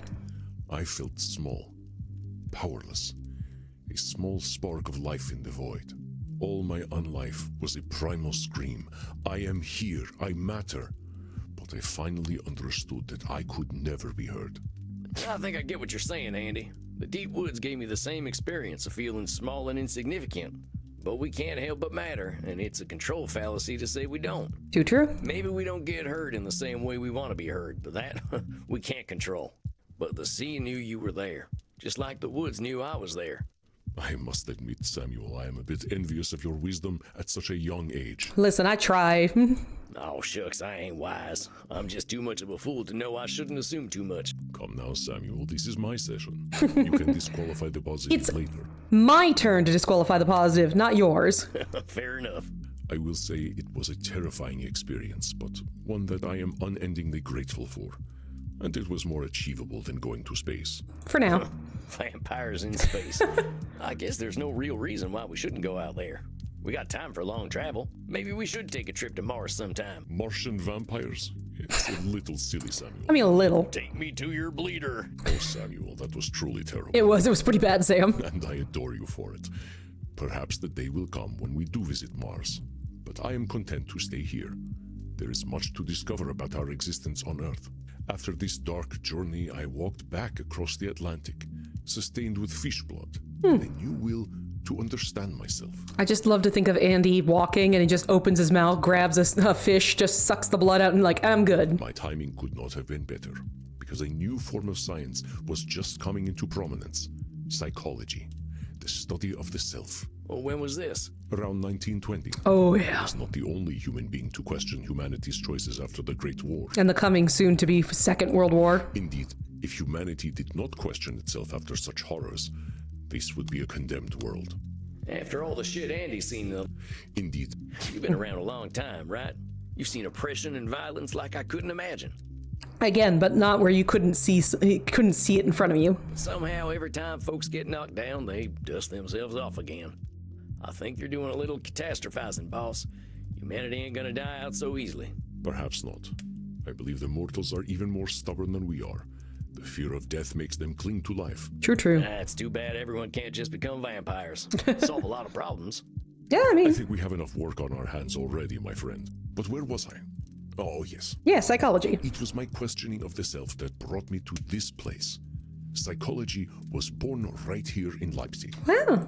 No shit. None at all, my friend. A man named Wilhelm Wundt lived just on the street. He developed a method where we describe our own thoughts and sensations. Definitely after the First World War, they needed a way to try to find out what you could do for it. Well, that sounds mighty familiar. Yes, the hints of cognitive distortions were present already. I read his works voraciously. I was obsessed with the study of the self. I became interested in my own feelings. Why did I rage for so long? What did it feel like physically? And I realized that my prevailing feeling was always fear. Like Edmund, I was a coward. Oh dear, the similarities are piling up. Oh no. Why was I not interested in myself for nearly 3,000 years? I should have shed my... Damn it, I should have gotten the shoulds. But I did develop an obsession with knowing myself, and it took me to some very awkward places. Ooh. All right, Chief, I'm ready. I ain't afraid of sex, so you can talk to me. Come here, boo-boo. Bee-boo. Have a good day at work, honey bun. Yep, love you. Love you too. You know my badges? Yeah, I'm not of help to her at all. Hey, Bebo. Hey, Momo. Just go ahead and lay down. I suppose it was about sex. Here we go. This is when I began my studies with I knew Sigmund it. Freud. He would totally have been Much Freud. time with him. He shared this obsession with understanding the self. Through sex. We analyzed each other, which helped us to analyze ourselves. Did you fuck Freud? We hid nothing. We knew that we would understand the truth if we laid it bare. Well, it sounds pretty nice, I gotta say, but what if that certainty that you were right made you see the truth differently? Hey. Excellent observation, Samuel. I am impressed. Yes, our scientific method would have broken Dr. Drain's heart. It probably still will. The bearing of truth in this case was difficult. I horrified him, I believe. How do you know that? You can't know what Sigmund Freud was thinking. I know you've done some blood-curdling stuff like I have. If he didn't tell you he was horrified, it's only your guessing. I know this is true logically, but I believe we both opened certain boxes that did not need opening. Fair enough. You don't have to tell me if you don't want to. Please don't want to. Take a look at this picture. What is your impression of this woman? Based on the color, she might be in mourning. I wish she were my mother. Aww. I'm gonna do that. I wish you were my mother. That is an unexpected answer, Samuel. Why would you say this? I don't know. There's something about her. She looks like a mom, but also alluring in her own way. Well, perhaps you and Sigmund Freud would have gotten along. Possibly. This woman was most beloved by Sigmund. She was his mother. He would show me this very picture and say, Andromachos, if she were your mother, you would want to fuck her too. I'm sorry, what? I don't use this phrase often for obvious reasons, but what in the Sam hell? He could not imagine why anyone else would feel differently. Of course, I overshared with him as well. I do not think my recounting of the convent of San Sisto orgy of 1417 helped us to gain a greater sense of self-awareness. Probably not. Though I always found it humorously ironic the way the nuns still cried out to God. Boy, you really like a little novelty in the bedroom, don't you? Oh, Samuel, you are such a millennial. How dare? I'm way too old to be a millennial, Andy. I mean to say that you were born in the last millennium. It's true. You will understand when you are over 1,000 years. Just gotta hit that 1,000, right, Momo? You know, you're not my daddy. No. No, I am not. Though perhaps I joke like one. You do. But Sigmund had made a grave mistake in our explorations of the self, and in doing so, cast doubt on the truly groundbreaking work we did. He eventually died, as mortals do. But my lust for understanding the self was not quenched. I became interested in the philosophy of those of my lifetime, and the philosophy of the modern era. It was like charting a map through humanity. It was invigorating. I felt alive. This feeling showed me that I was on the right path. The thinkers whose works I read all had the same obsession I did. They wanted to unlock the formula of humanity. That was my true aim as well. I thought that my immortality made me the ideal student of the self. I had time to question and explore. In a ways, it would. But I did not account for the fact that the act of questioning made me grow and change myself. I am no longer the man I was yesterday, and tomorrow I shall be someone new. I have become aware of ways in which I could be more mindful, more kind, more fashionable even. Oh. I chased the truth, Samuel, and I chased the good. It is a shame that I can only chase them, never catch them. Well, Andy, No. you ain't ever gonna be perfect. I was like, it's either control fallacy or disqualifying. You're right. The more aware we are, the more them goalposts are gonna keep moving. We can always be better. But I think you're disqualifying the positive of being good enough. You're trying, Andy, every day. I think that's the battle won right there. You ain't gonna slip now. 4,000-year-old Andy is gonna be a force of good to be reckoned with. Hell yeah. I know. It reminds me of a pearl of wisdom Marcus Aurelius gave me that I could not yet understand. Ooh, tell me. He said, waste no time in arguing what a good person should be. Be one. That's a pretty good one. I take these words to heart now, but it is hard to not have deep regrets. I think you know how to address them regrets there, Andy. You know. Are you going to do the horse thing? I would prefer you didn't. Too bad it's happening. No, I ain't gonna do the horse thing. I am relieved. But yes, you know what I need. and I gratefully accept it. Andy, let's accept all the dark deeds you done. Let's accept that it took you a long time to change. Ain't no getting around that. It's time to show a little compassion. The horse You're thing. doing your best. You're a better person for all the work you done. You, my friend, are good enough. Good enough. I suppose I am. Would you like a hug there, boss? I would love a hug, my friend. Aww. And we didn't get to see the image of them hugging. How dare you? Ah, beautiful. Beautiful. What a delightful end to this game. I don't know whether I'm going to get the, if I should get the, what is it called? The DLC. I don't know. Maybe people are interested in it. Maybe they aren't. I don't know. It's a thing. I'll have to figure it out, you know? I got to figure something to do, you know? But otherwise, we've got new games that I've got working on this week. I know that tomorrow we are doing blah, blah, blah, blah. We're doing Dragon Age Veilguard. Hopefully the computer crashing won't be an issue. Hopefully not. If it is, I beg your forgiveness. I did try and update some stuff and hopefully it'll all work out pretty well. So, you know, that's all right. I'm going to go ahead and see if I can right into somebody doing something good. They've been streaming for a bit. They actually might be ending sometime soon. Let me see. Num num num num num num num. Let's see. Dote. Okay, they look like they're about halfway through, but you know what? They look like they're playing a cool game because I have not played this game yet. If you do have a subscription, go ahead and use this. If you don't, you can go ahead and use this or any other sort of raid message you'd like, so much as we can go show some affection, attention, and love, which I hope you get as well. Make sure to eat something, drink something, take your medications if you got them, and make sure to be kind to yourself. I'll hope to see you all tomorrow, okay? Bye. Bye.